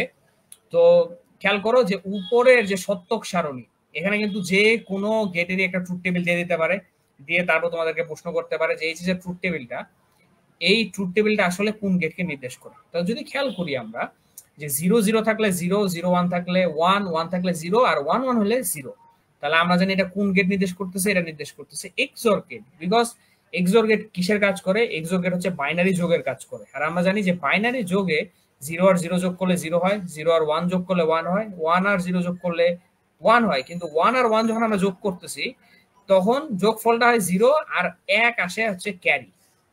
এই এক ক্যারি চলে আসার কারণে এখানে 1 আর 1 যোগ করে 0 হয়ে গেছে, তাহলে এটা অবশ্যই হবে XOR gate. Okay fine, very good. এইবার পরবর্তী যে কোশ্চেনটা বলছে এনকোডারের ক্ষেত্রে নিচের কোনটি সঠিক। আচ্ছা এখানে আমি প্রশ্নটা একটু লিখে দিই, এটা হবে 2 টু দি পাওয়ার n, এখানে হবে n, আবার এইটা হবে n, এইটা হবে 2 টু দি পাওয়ার n। যদি তোমাদের কোনো কনফিউশন থাকে এখানে সঠিক উত্তর কোনটি হবে তোমরা একটু আমাকে জানিয়ে দাও এখনই, যে এখানে সঠিক উত্তরটি কোনটি হবে। 5 নাম্বার যে প্রশ্নটা আছে 5 এর সঠিক উত্তর কোনটি হবে, এনকোডারের ক্ষেত্রে কোনটি সঠিক। ঠিক আছে, এনকোডারের ক্ষেত্রে কোনটি সঠিক, এবং আমরা এখনই হচ্ছে এনকোডারের পরপর ডিকোডার নিয়ে আলোচনা করবো। হ্যাঁ, প্রতীক ভট্টাচার্য মুন। এনকোডারের ক্ষেত্রে সঠিক হচ্ছে ইনপুট 2n সংখ্যক হলে আউটপুট হবে n সংখ্যক। তাহলে আমি এখনই একটু বলে দিই, এই ব্যাপারটা মনে রাখবো, এমসিকিউর জন্য খুবই ইম্পর্টেন্ট, যে এনকোডারে যদি ইনপুট থাকে 2 টু দি পাওয়ার n সংখ্যক, আউটপুট হবে n সংখ্যক। আর ডিকোডারের বেলায় উল্টা ঘটনা ঘটবে, যদি n সংখ্যক ইনপুট থাকে আমি আউটপুট পাবো 2 টু দি পাওয়ার n সংখ্যক। ঠিক আছে, তো পরীক্ষায় কিন্তু এখান থেকে ম্যাথমেটিক্যাল প্রবলেম আসতে পারে। হ্যাঁ, আমাকে বলতে পারে যে আমার যদি এনকোডারে ইনপুট হয় 8টা তাহলে আউটপুট কয়টা হবে। তো আমরা দেখতে পারতেছি 8 মানে হচ্ছে 2 কিউব, তাহলে ইনপুট যদি হয় 2 কিউব, আউটপুট হবে 3টা। বুঝতে পারছো? একইভাবে প্রশ্ন আসতে পারে, এরকম ভাবে প্রশ্ন আসতে পারে যে আমার যদি একটা ডিকোডারের ক্ষেত্রে যদি আমার 4টা লাইন থাকে এরকম এবিসিডি, যদি আমার 4টা ইনপুট হয় তাহলে আমি আউটপুট কয়টা পাবো। সো যদি এবিসিডি আমার কাছে 4টা ইনপুট থাকে, সো আমরা জানি যে ডিকোডারের বেলায় কি হয়, আমার যদি ইনপুট থাকে n সংখ্যক, আউটপুট হবে 2 টু দি পাওয়ার n সংখ্যক, তাহলে আমার 4টা ইনপুট আছে, আউটপুট হবে 2 টু দি পাওয়ার 4 সংখ্যক, মানে 16টা। এইটাই প্রশ্ন কিন্তু আসতে পারে পরীক্ষায়, এবং আসছে। ঠিক আছে, আমরা একটু পরেই দেখবো। এটা মনে রাখবা যে এনকোডারের বেলায় 2 টু দি পাওয়ার n সংখ্যক ইনপুট থাকলে আউটপুট হবে n সংখ্যক, আর ডিকোডারের বেলায় n সংখ্যক ইনপুট থাকলে আউটপুট হবে 2 টু দি পাওয়ার n সংখ্যক। ঠিক আছে, অদিত্য সাহা তুমি আবার একটু দেখো, আমরা কিন্তু পরের যে এক্সাম্পলটাতে এনকোডারের কথা বলি নাই, ডিকোডার। যদি এমন হয় যে এবিসিডি একটা এনকোডারের ইনপুট, তাহলে আউটপুট হবে 2টা। আর যদি এবিসিডি একটা ডিকোডারের ইনপুট হয় তাহলে আউটপুট হবে 16টা। এটা নিয়ে কিন্তু কনফিউজ হওয়া যাবে না, আমি আবারও বলতেছি। হ্যাঁ, তোমরা একটু ভিডিওটা রিওয়াইন্ড করে দেখো এই পার্টটুকু। ঠিক আছে, ওকে। পরবর্তী কোশ্চেন, একটু দ্রুত আনসার দাও এটা। হ্যাঁ, নন পজিশনাল সংখ্যা কোনটি, 6 নাম্বার প্রশ্নটা, নন পজিশনাল সংখ্যা কোনটি। এখানে 4টা সংখ্যা দেওয়া আছে, নন পজিশনাল কোনটা এখানে। হ্যাঁ আফরিনিবা, ঠিক আছে, উত্তর হচ্ছে 16টি। একটু দ্রুত বলো নন পজিশনাল সংখ্যা কোনটি। আচ্ছা আমি এর উত্তরটা বলে দিই, এটা খুব সহজ আসলে, সবারই জানার কথা। এখানে নন পজিশনাল হবে ভি, কারণ এটা একটা রোমান নাম্বার এবং এখানে কোনো পজিশনাল ভ্যালু নাই। ওকে, এবার পরবর্তী প্রশ্নটাতে আমি যাই যে 25-এর 1-এর পরিপূরকের মান কত। আচ্ছা এটা 1 দেওয়া আছে। হ্যাঁ, 25-এর 1-এর পরিপূরকের মান কত। তো তোমরা যারা ভুলে গিয়েছো আমি একটু জাস্ট মনে করে দেই, তোমার 25 একটা নাম্বার দেওয়া আছে, তুমি এই ডেসিমাল নাম্বারটাকে বাইনারিতে কনভার্ট করবা। হ্যাঁ, তুমি এই নাম্বারটাকে বাইনারিতে কনভার্ট করবে, এবং জানো যে আমরা কিভাবে বাইনারিতে কনভার্ট করি, যে আমরা 25-কে 2 দিয়ে ভাগ করি, এবং প্রতিবার আমাদের কাছে যতটুকু ভাগশেষ থাকে, যেমন প্রথম ক্ষেত্রে আসবে 1, পরের ক্ষেত্রে আসবে 0, পরের ক্ষেত্রে যদি আবার দেখি আবারও 0 আসতেছে, পরের ক্ষেত্রে যদি দেখি 1, এখানে আসতেছে 1, আবার যদি 2 দিয়ে ভাগ করি এখানে 0, আর এখানে আসতেছে হচ্ছে 1।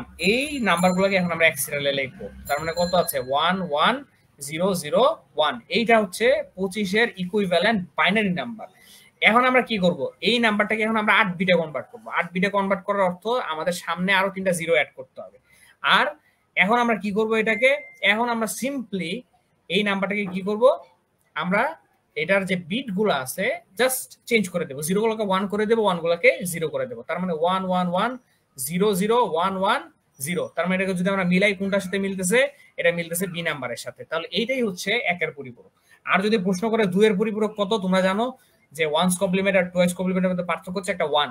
তাহলে আমরা যদি এখানে জাস্ট 1 যোগ করে দেই, এটা কিন্তু টুয়াইস কমপ্লিমেন্ট হয়ে গেল। ঠিক আছে ব্যাপারটা? তাহলে আমি আশা করি যে এই টাইপ এমসিকিউ বলো সিকিউ বলো আসলে তোমরা পারবা।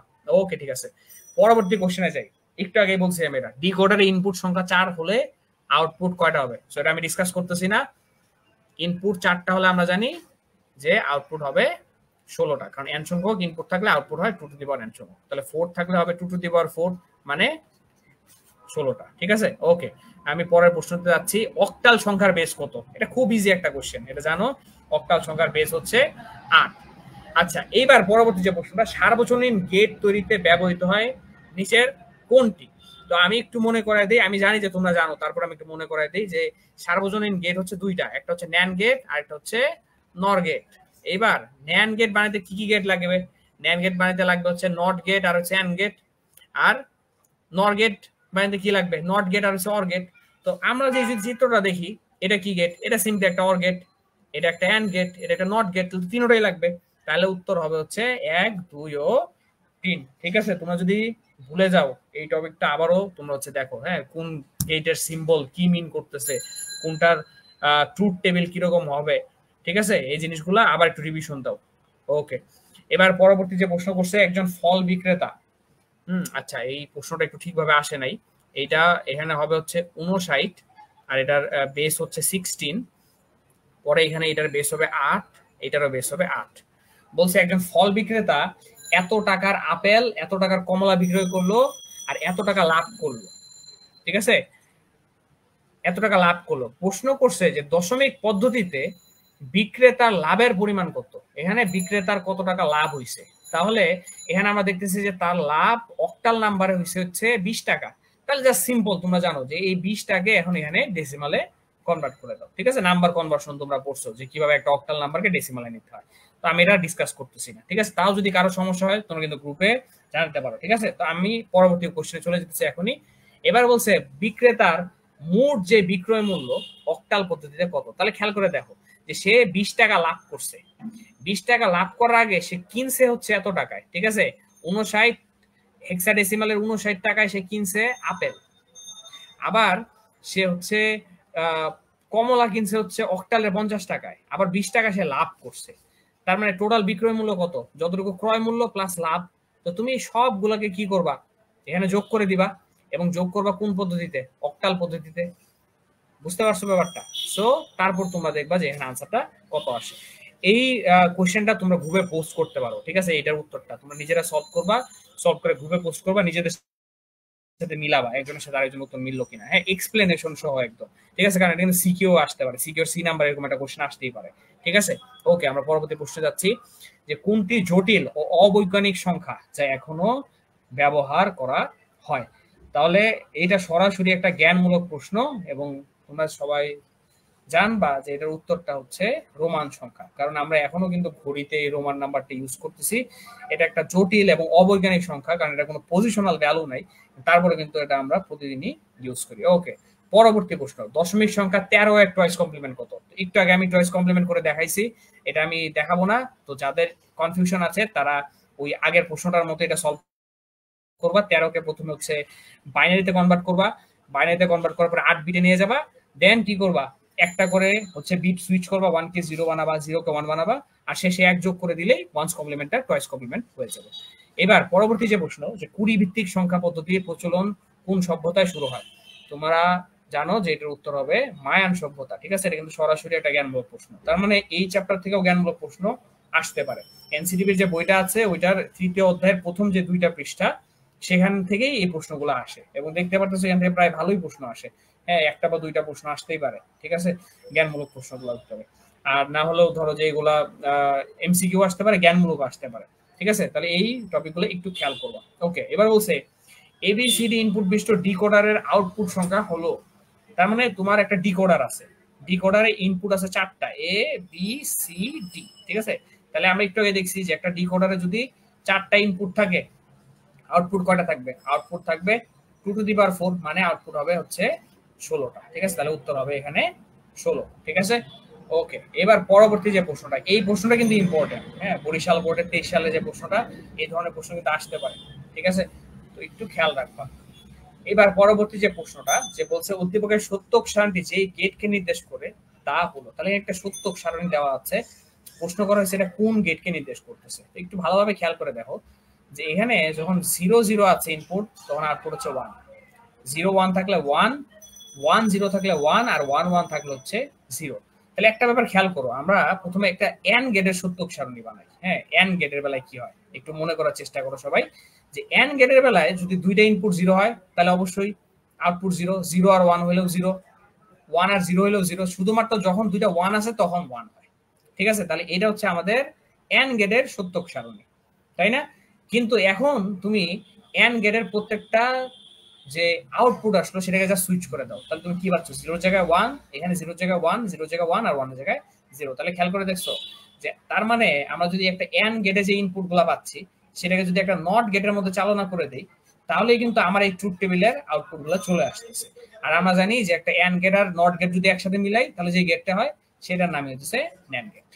তাহলে এটার উত্তর হবে বি নাম্বারটা। হ্যাঁ, ন্যান্ড গেট। ওকে, ঠিক আছে। তাহলে দেখতেছো তো ট্রুথ টেবিল থেকেও ভালো কোশ্চেন আসতেছে, তাহলে কোনটা ট্রুথ টেবিল কত এটা একটু মনে রাখার চেষ্টা করবা। ঠিক আছে, ওকে। এবার পরবর্তী প্রশ্ন, যে বলতেছে যে ওয়াই এর মান 0 1 1 0 হলে যে গেটটি নির্দেশ করবে, তার মানে এটা ওই আগের উদ্দীপকেই গেছে, বুঝতে পারছো ব্যাপারটা? আগের উদ্দীপকেই গেছে, কিন্তু ওয়াই এর মান দেখো এখানে কত ছিল, ওয়াই এর মান ছিল আগে 1 1 1 0, আর এখন ওয়াই এর মান বলতেছে 0 1 1 0। ঠিক আছে, তাহলে আমি একটু অন্য একটা কালার ইউজ করি।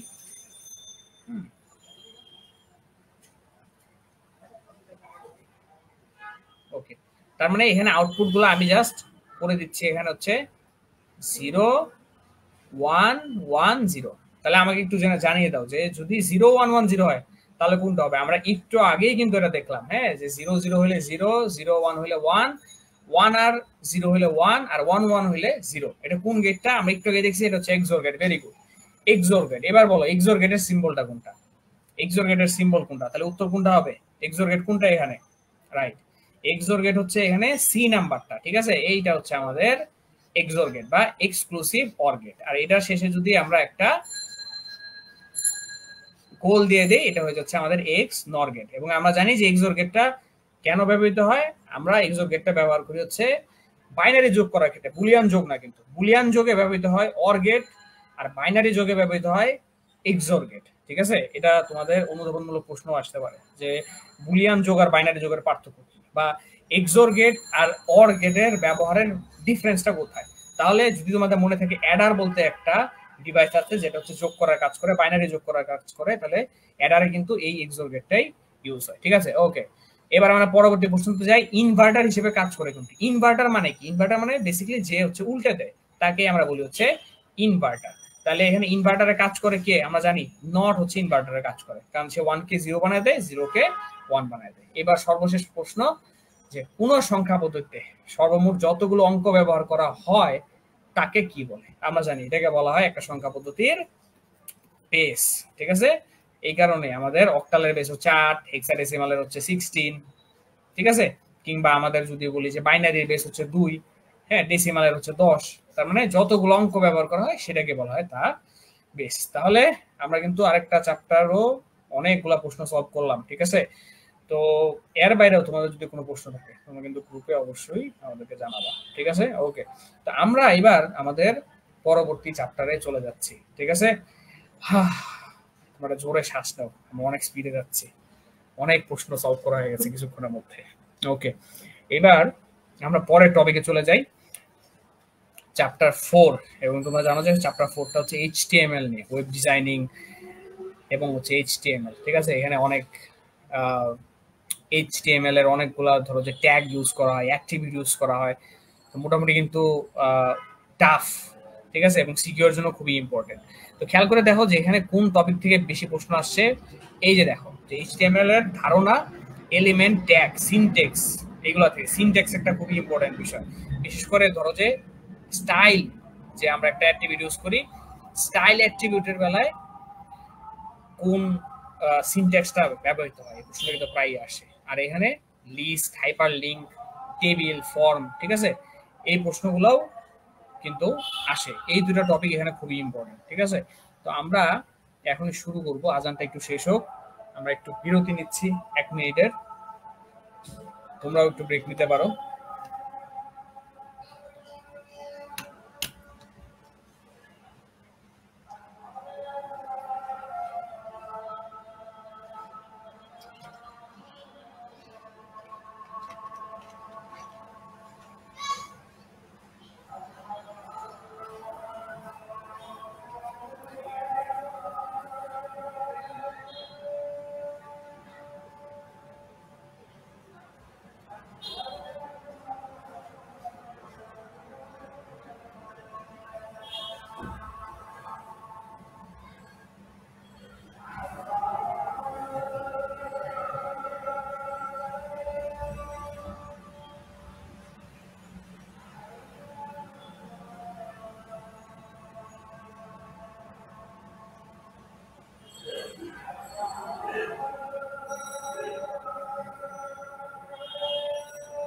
আচ্ছা, আমি প্রশ্নগুলোর উত্তর দিচ্ছি এক এক করে। প্রতীক ভট্টাচার্য, প্রতীক ভট্টাচার্য চ্যাপ্টার 5 পড়ে নেই। হ্যাঁ, চ্যাপ্টার 5 থেকে ধরো যে তোমার এমসিকিউ কিছু আসবে, সেগুলো আমরা ডিসকাস করব। এখন আমরা একটা সাজেশনও দিয়ে দেব, আশা করা যায় যে সেগুলোর মধ্যে থেকেই থাকবে। আর কালার কোড কোনটা পড়বো, তুমি কি চ্যাপ্টার 4 এর কথা বলতেছো? আফরিন ইভা আর ডেজি দাস তিনি বলছেন যে রেজিস্টার ফ্লিপ ফ্লপ কি সিকিউর জন্য ইম্পর্টেন্ট না, রেজিস্টার ফ্লিপ ফ্লপ ইম্পর্টেন্ট না, এগুলো থেকে প্রশ্ন আসে না। তুমি encoder, decoder, Eder, half Eder, হ্যাঁ মানে ফুল অ্যাডার, হাফ অ্যাডার, এগুলো ভালো মতো পড়ো। রেজিস্টার, কাউন্টার, ফ্লিপ ফ্লপ, এগুলো থেকে প্রশ্ন আসবে না, ঠিক আছে, এগুলো নিয়ে টেনশন করার কিছু নাই, এগুলো স্কিপ করতে পারো, ঠিক আছে। ওকে, তাহলে আমরা শুরু করি। হ্যাঁ, প্রশ্নটা আসছে পরবর্তী যেটা, সেটা হচ্ছে এইচটিএমএল এর ইমেজ ফরম্যাট কোনটি? এইচটিএমএল এর ইমেজ ফরম্যাট কোনটি? আমি একটু জানাই দাও উত্তরটা। এইচটিএমএল ইমেজ ফরম্যাট কোনটি? এটা আমরা জানি যে জিএফ হচ্ছে একটা ইমেজ ফরম্যাট, আবার পিএনজি হচ্ছে একটা ইমেজ ফরম্যাট। তাহলে উত্তরটা হবে 1 ও 2, ঠিক আছে। ওকে, এবার বলছে এইচটিএমএল এর বড় হেডিং এলিমেন্ট কোনটি? আমরা জানি এটা বড় হেডিং হচ্ছে H1, তারপরে আমরা আস্তে আস্তে যখন H1 থেকে H2, H3, H5 এভাবে যাই, আস্তে আস্তে হচ্ছে হেডারের মানে হেডিং যে এলিমেন্ট আছে সেটার হচ্ছে সাইজটা আস্তে আস্তে ছোট হতে থাকে। সো উত্তর হবে H1, ঠিক আছে। তারপরে প্রশ্ন বলছে নিচের কোন ট্যাগে অ্যাট্রিবিউট থাকে? আমরা জানি যে অ্যাট্রিবিউট দিয়ে আমরা কোন ট্যাগে ইউজুয়ালি ইউজ করি? অ্যাট্রিবিউটটা শুধুমাত্র শুরুর ট্যাগ ইউজ করলে হয়, শেষ ট্যাগে অ্যাট্রিবিউটটা ইউজ করতে হয় না, ঠিক আছে। তাহলে এটা হবে শুরুর ট্যাগে, অ্যাট্রিবিউট থাকে শুরুর ট্যাগে। পরের যে কোশ্চেনটা আছে, ফাঁকা ট্যাগ কোনটি? আমরা জানি যে কিছু কিছু ট্যাগ আছে যেগুলোর কোনো মানে একটা ক্লোজিং ট্যাগ বলতে কিছু থাকে না, ঠিক আছে। এরকম একটা ট্যাগ হচ্ছে আমরা জানি যে ব্রেক ট্যাগ, ঠিক আছে। ব্রেক দিয়ে আমরা কিন্তু কি করতে পারি, একটা লাইন ব্রেক করতে পারি, কিন্তু এটা কিন্তু কোনো ক্লোজিং ট্যাগের দরকার পড়ে না। এরকম আরো কিছু কিন্তু এমটি ট্যাগ আছে, তোমরা কিন্তু চাইলে এমটি ট্যাগ গুলোর নাম বলতে পারো কমেন্টে, ঠিক আছে। যেমন একটা এমটি ট্যাগ আছে আমরা জানি ইমেজ ট্যাগ, ঠিক আছে। এটা কিন্তু ওপেনিং ট্যাগ আছে কিন্তু কোনো ক্লোজিং ট্যাগ নাই। সো ইমেজ হচ্ছে একটা একটা এমটি ট্যাগ, ঠিক আছে। সো ব্রেক একটা এমটি ট্যাগ, ইমেজও একটা এমটি ট্যাগ, ঠিক আছে। ওকে, এইবার আমরা রাইট, ইমেজ একটা এমটি ট্যাগ। এবার পরবর্তী যে প্রশ্নটা আছে একটু ভালোভাবে দেখো, যে নিচের উদ্দীপকের আলোকে প্রশ্নটির উত্তর দাও। ফন্ট সাইজ বলা হয়েছে 7 বাংলাদেশ, এবং শেষ করা হয়েছে ফন্ট। এখানে প্রশ্ন করা হয়েছে যে এখানে অ্যাট্রিবিউট কোনটি? তোমরা একটু কমেন্টে জানাও দ্রুত, ঠিক আছে, যে এখানে অ্যাট্রিবিউট কোনটাকে বলা হচ্ছে, ঠিক আছে। এখানে আমি আমি আরেকটু প্রশ্ন করি যে এখানে বাংলাদেশটা কি?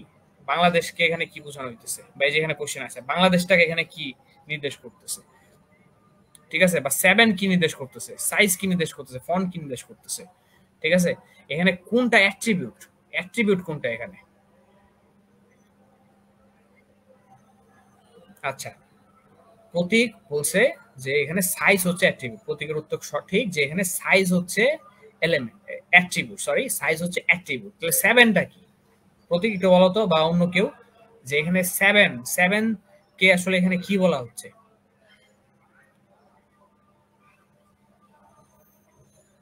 সাইজ হচ্ছে অ্যাট্রিবিউট, রাইট? সাইজ অ্যাট্রিবিউট, ঠিক আছে? তো এম 7 কি বা বাংলাদেশ কি, ঠিক আছে?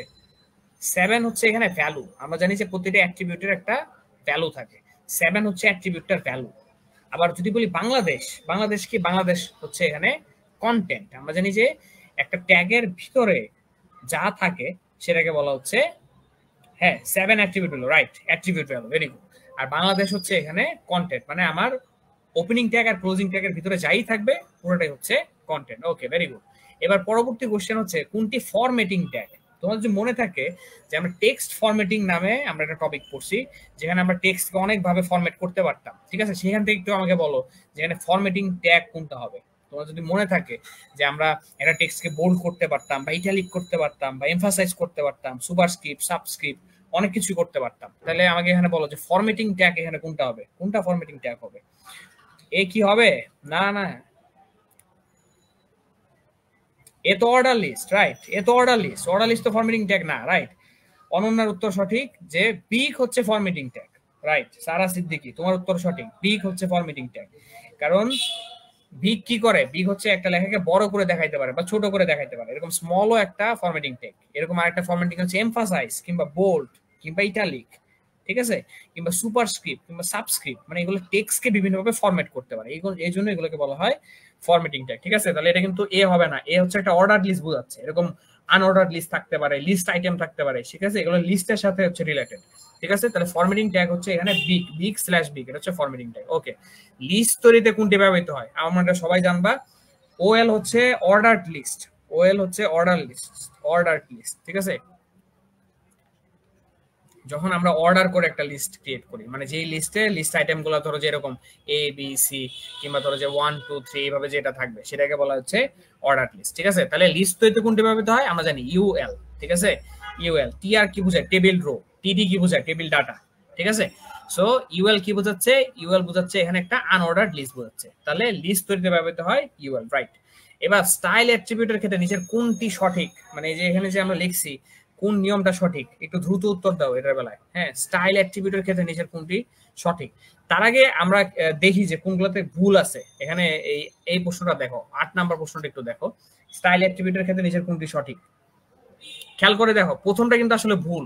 প্রথমটা ভুল এই কারণে, কারণ এখানে আমরা জানি যে যদি আমরা একটা অ্যাট্রিবিউটের একাধিক ভ্যালু, আমরা যদি স্টাইলের ভিতরে অ্যাট্রিবিউটের ভ্যালুগুলো দিতে থাকি, তাহলে কিন্তু আমাদের সেমিকোলন ইউজ করতে হবে। প্রত্যেকটা ভ্যালুকে আলাদা আলাদা করে বোঝাতে আমাদের সেমিকোলন ইউজ করতে হবে। সো এখানে কিন্তু সেমিকোলন ইউজ হয় নাই, কমা ইউজ হয়েছে, তাহলে এটা ভুল। এবার পরেরটাতে কি ইউজ হয়েছে দেখো, পরেরটাতে দুটার মাঝখানে কোলন ইউজ হয়েছে, তাহলে এটাও ভুল। আর পরেরটাতে কি করছে? পরেরটাতে দুটারে আলাদা করে দিছে একদম, ঠিক আছে? সো এইটাও ভুল।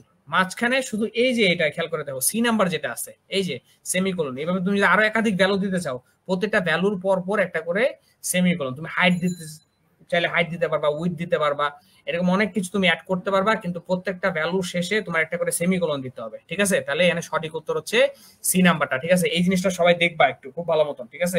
যার কাছে যেই বইয়ে আছে যে স্টাইল অ্যাট্রিবিউটের ক্ষেত্রে কোনটা সঠিক, ঠিক আছে? স্টাইল অ্যাট্রিবিউট লেখার একটা সঠিক নিয়ম আছে, প্রত্যেকটা ভ্যালুর পরে একটা করে সেমিকোলন দিতে হয়, ঠিক আছে? সো এটা অনেকটা যারা সি কোডিং করছো তারা জানো যে সি কোডিং এর প্রত্যেকটা লাইনের শেষে যেমন সেমিকোলন দিতে হয়, এখানে প্রত্যেকটা ভ্যালুর পরে একটা করে সেমিকোলন দিতে হয়, ঠিক আছে? তোমরা যদি সিকিউতে লেখো এই কোডগুলো, এইচটিএমএল কোডগুলো, এই জিনিসটা মাথায় খেয়াল রাখবা যে অবশ্যই সেমিকোলন দেওয়া লাগবে। তাহলে সঠিক উত্তরটা হচ্ছে সি, এটা একটু মনে রাখবা, ঠিক আছে? এটা ভুল করো না। এবার পরেরটাতে নিচের কোনটি ইটালিক ট্যাগ? এটা একটু ট্রিকি একটা কোশ্চেন, ঠিক আছে? যে আমরা জানি যে সরাসরি আই/আই এর ভিতরে আমি যা লিখবো তা ইটালিক হয়ে যাবে। ইটালিক হওয়া মানে জাস্ট সিম্পলি বেঁকে যাওয়া। হ্যাঁ, যেমন ধরো যে আমি এটার ভিতরে যদি ধরো স্টাইল এই কথাটা লিখলাম, এটা জাস্ট কি হবে? এটা ধরো যে বেঁকে যাবে, এরকম এরকম হয়ে যাবে, স্টাইল লেখার সময় এরকম বেঁকে যাবে, ঠিক আছে?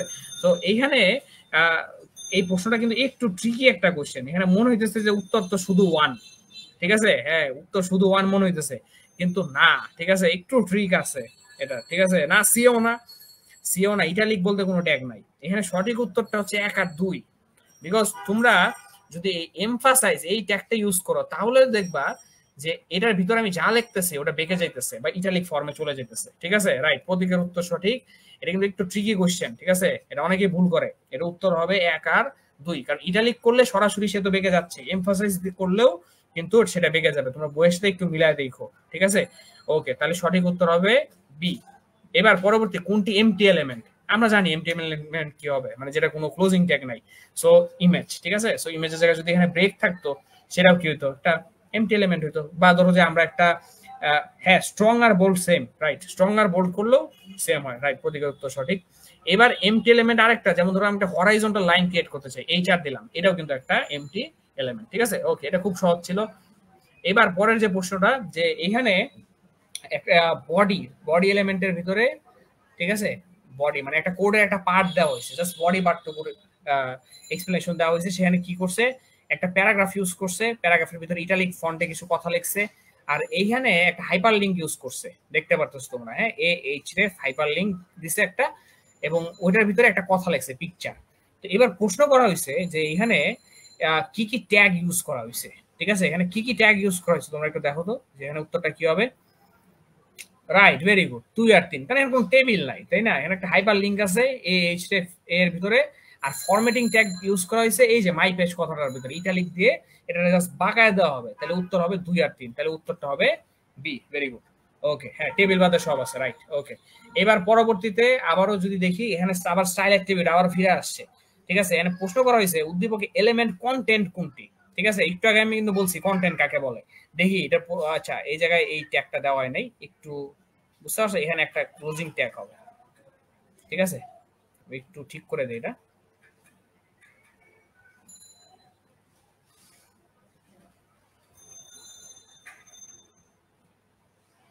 হ্যাঁ, এই যে এখন মনে দেখতে পাচ্ছ, right, text, very good, text. একটু আগে আমি বলছি যে ওপেনিং ট্যাগ আর ক্লোজিং ট্যাগের ভিতরে যাই থাকে সেটাকে বলতে আমরা কন্টেন্ট। সো এই যে টেক্সট যে কথাটা, এটা ওপেনিং ট্যাগ আর ক্লোজিং ট্যাগের ভিতরে আছে, সো এই কারণে এইটা হচ্ছে আমাদের content. Good, very good. Okay, তারপর আবার খেয়াল করো যে এখানে অ্যাট্রিবিউট কোনটা, এটা তো তোমাদের পারা উচিত, একটু আগে তোমরা দেখছো, হ্যাঁ, অ্যাট্রিবিউট। সো বলো এটা কি হবে, অ্যাট্রিবিউট কোনটা হবে এখানে।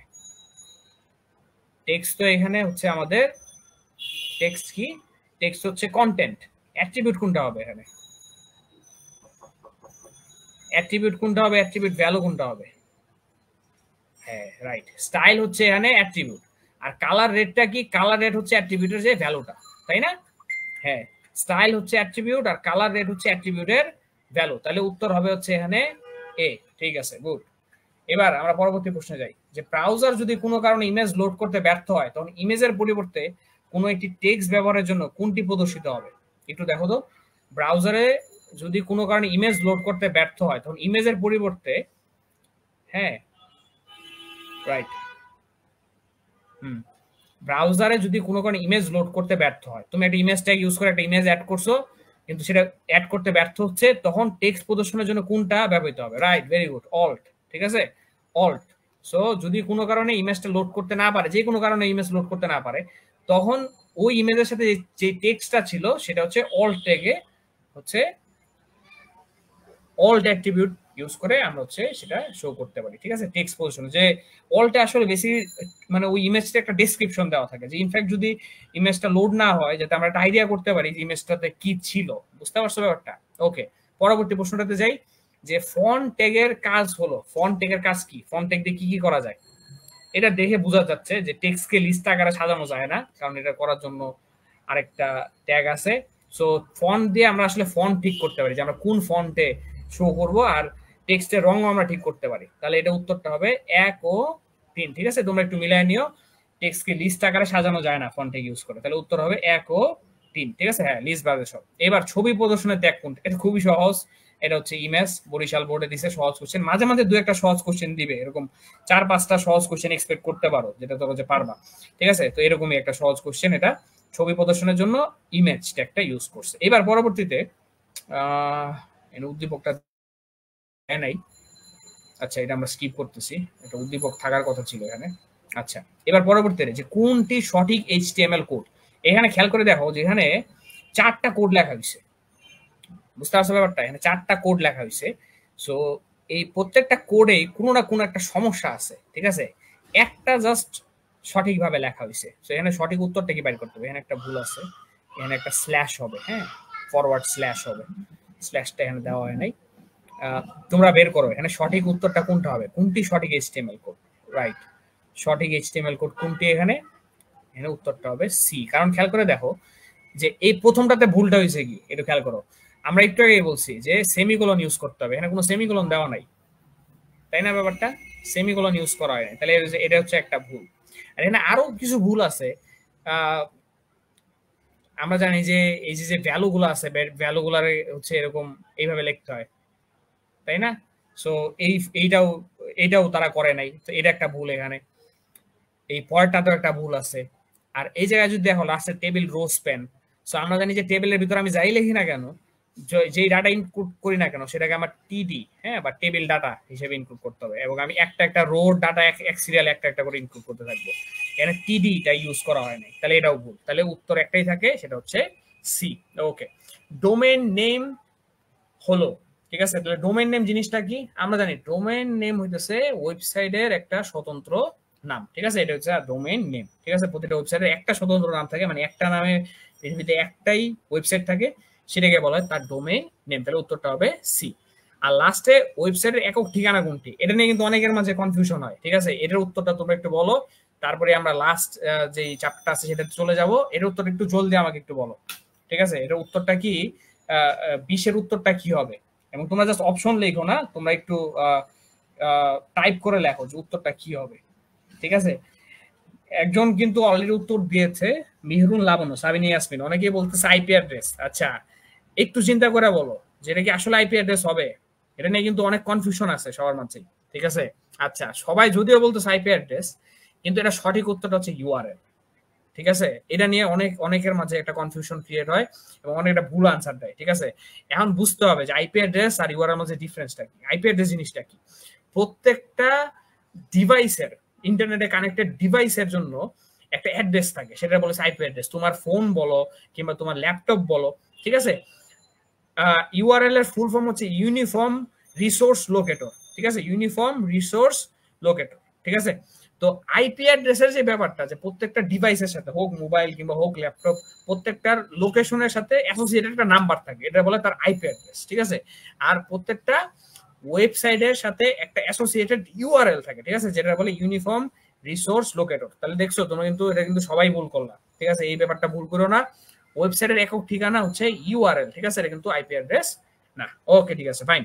আমরা আর একটা চ্যাপ্টার আছে, যদিও আমার মনে হয় যে আমি পুরোটা শেষ করতে পারবো না, কিন্তু আমি চেষ্টা করবো এই পিডিএফটা তোমাদেরকে দিয়ে দিতে, যাতে তোমরা সলভ করতে পারো নিজেদের মতো করে।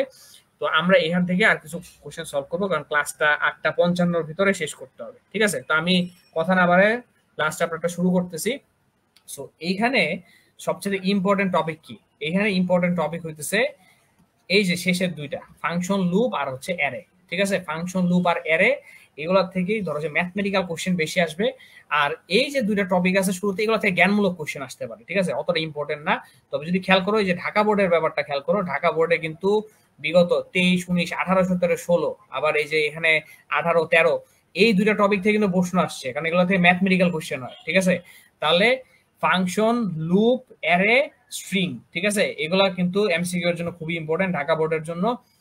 তো আমরা কয়েকটা কোশ্চেন সলভ করব, ঠিক আছে। ওকে, একই ধরনের ডাটা সংরক্ষণ করে কোনটি, ঠিক আছে। এটা সরাসরি একটা জ্ঞানমূলক প্রশ্ন, আমরা জানি এই কাজটা করেছে অ্যারে, ঠিক আছে।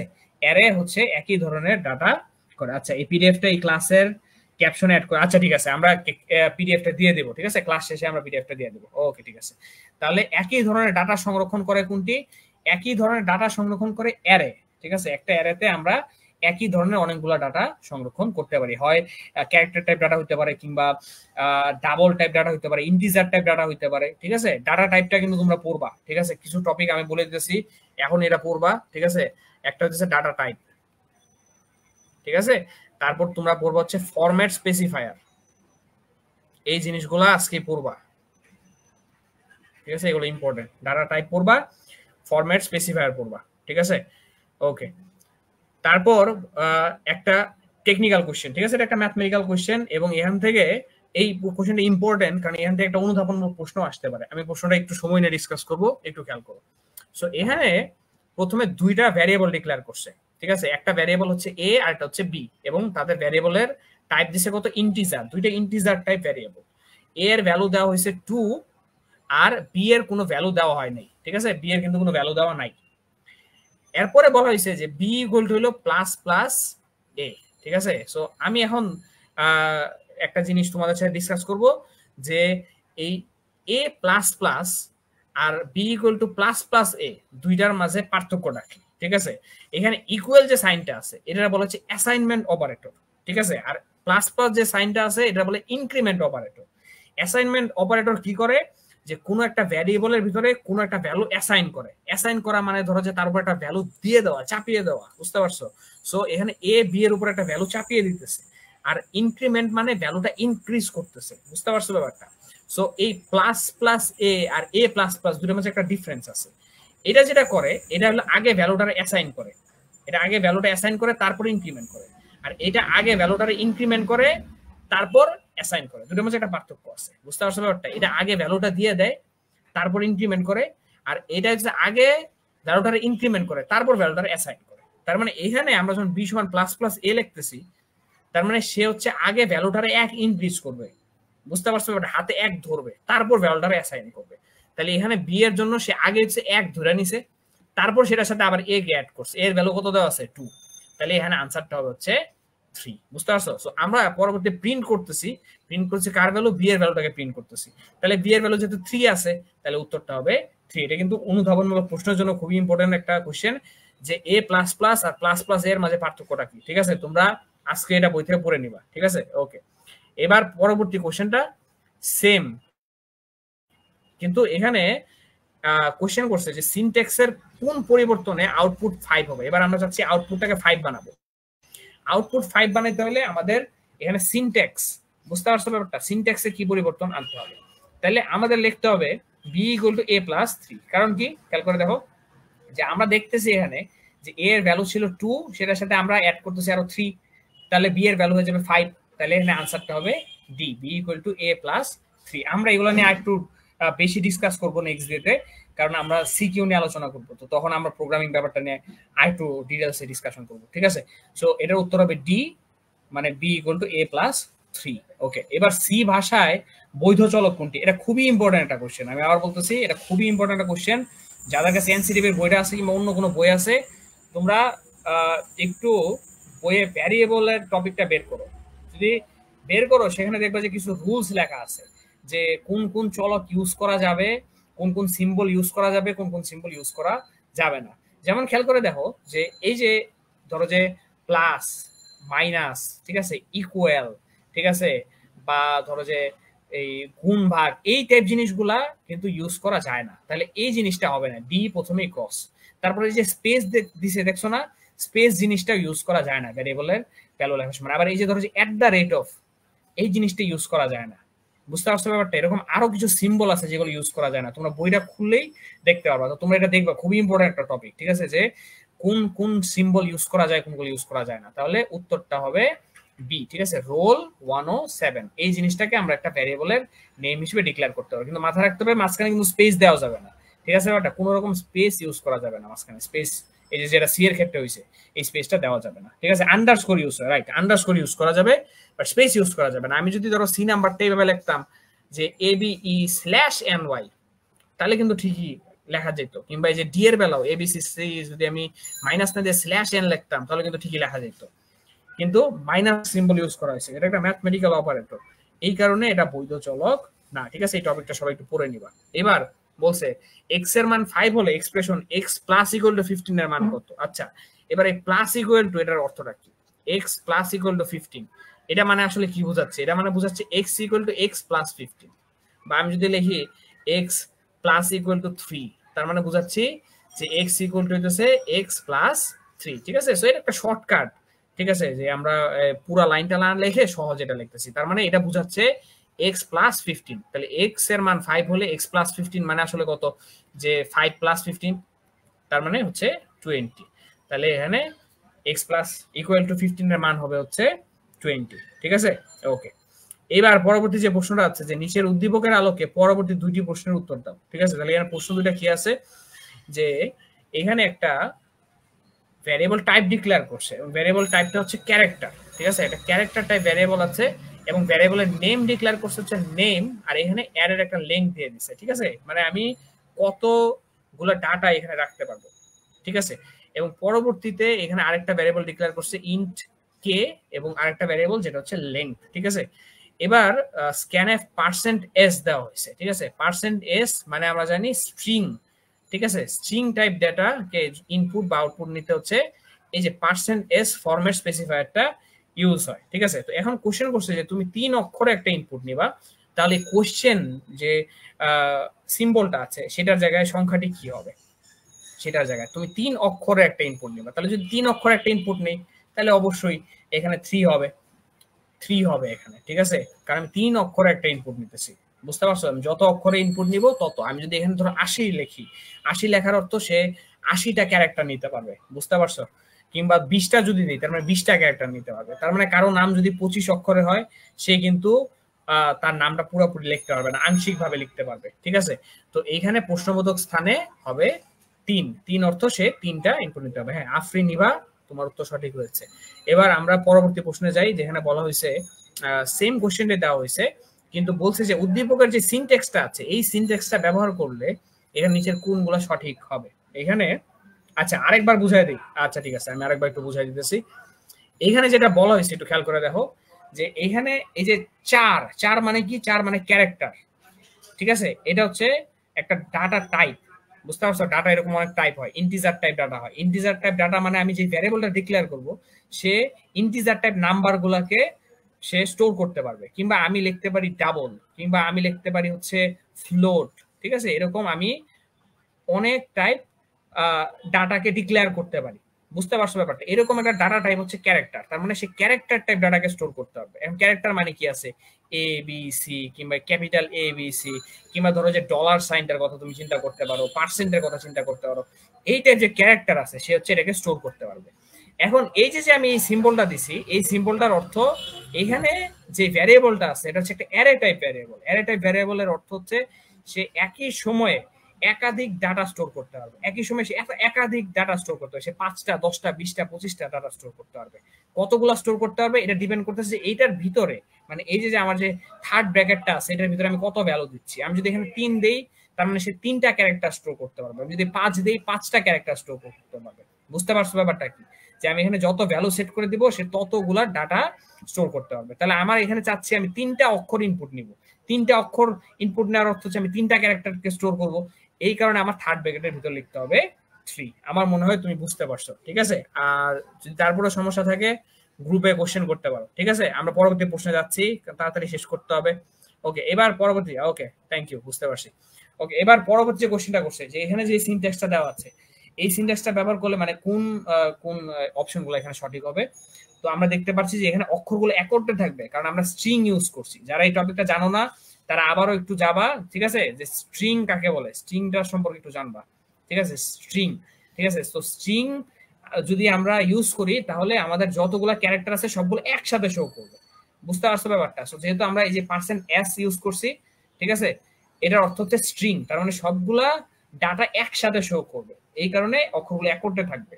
মোট অক্ষরের সংখ্যা জানা যাবে না, কারণ মোট অক্ষর সংখ্যা জানতে হলে আমাদের অন্য আরেকটা ট্যাগ ইউজ করতে হয়, সেটা আমরা একটু পরে জানবো। আর অক্ষরগুলো একবার ইনপুট নেবে, ঠিক আছে, একবারে পুরো নাম্বারটা বা তুমি যতগুলা অক্ষর টাইপ করতে সবগুলো একবারে ইনপুট নিয়ে নেবে। তাহলে উত্তর হবে 1 ও 3, ঠিক আছে। তাহলে দেখছো এইগুলা থেকে কিন্তু কোশ্চেন আসতেছে অনেক, ঠিক আছে। ওকে এইবার ডাটা টাইপ ইন্টিজারের ফরম্যাট স্পেসিফায়ার কি, আমি একটু আগে তোমাদের বলছি ডাটা টাইপ ফরম্যাট স্পেসিফায়ার এগুলো খুব ভালো মতো পড়বা। তাহলে এবার ফরম্যাট স্পেসিফায়ার উপর কোশ্চেন আসছে। ফরম্যাট স্পেসিফায়ার এবং integer type data, integer type ডাটার জন্য ফরম্যাট স্পেসিফায়ার হচ্ছে %d, ঠিক আছে। একইভাবে যদি আমার যদি ধরো যে মানে ধরো যে এই যদি ডেসিমাল পয়েন্ট থাকে আমার নাম্বারের শেষে তাহলে %f হবে, ঠিক আছে। একইভাবে ধরো যে ক্যারেক্টার ডাটা হলে %c হবে, ঠিক আছে। এরকম অনেক ফরম্যাট স্পেসিফায়ার থাকতে পারে, তাহলে এটা হবে %d। এবার পরে ফ্লো চার্টে বৃত্তাকার চিহ্নটি কি বোঝায়, ঠিক আছে। এটা নিয়ে অনেকের কনফিউশন ক্রিয়েট হয়, ঠিক আছে। যে এটা মাথায় রাখা লাগবে যে এই সিম্বল আর এই সিম্বলের মাঝে কিন্তু হ্যাঁ তখন %f, রাইট, আফরিন নিবা। এই দুইটা সিম্বল মাঝে কিন্তু পার্থক্য আছে, ঠিক আছে। দুইটা কিন্তু বৃত্তাকার না, এটা হচ্ছে ওভাল শেপ বা ডিম্বাকৃতি। এটা ইউজ হয় স্টার্ট এবং এন্ডের ক্ষেত্রে। আর এই যে গোলাকৃতি আছে এটাকে আমরা বলি কানেক্টর, ঠিক আছে, বা এটা সংযোগের ক্ষেত্রে ইউজ করা হয়। তাহলে এটা হবে সংযোগ, রাইট, ভেরি গুড। অনন্যা বিশ্বাস, মিহরুল লাবণ্য, হ্যাঁ অনন্যা, সবার উত্তর সঠিক। এটা হবে সি নাম্বারটা, ঠিক আছে, 9 হবে সি, ঠিক আছে, সংযোগ। এটা ফ্লো চার্ট যারা পড়ছো তাদের সবারই জানার কথা। ওকে এবার ফ্লোট টাইপ ডাটা মেমরিতে কত বাইট জায়গা দখল করে, খুব ইম্পর্টেন্ট, ঠিক আছে। প্রশ্ন আসতে পারে ফ্লোট কত বাইট জায়গা দখল করে, এবং একই সাথে যদি আমি প্রশ্ন করি যে ইন্টিজার কত বাইট দখল করে, ঠিক আছে, সো ওই ডাটা টাইপের ক্ষেত্রে সবগুলো প্রশ্নই কিন্তু আছে, ঠিক আছে। ফ্লোট কত বাইট দখল করে, কিংবা ডাবল কত বাইট দখল করে, সবাই একটু উত্তরটা জানাও। হ্যাঁ, অনন্যা বলছে 8, সবাই বলো যে উত্তর ঠিক আছে কিনা। আর ডাবলের কত বাইট হবে, সবাই একটু বলো।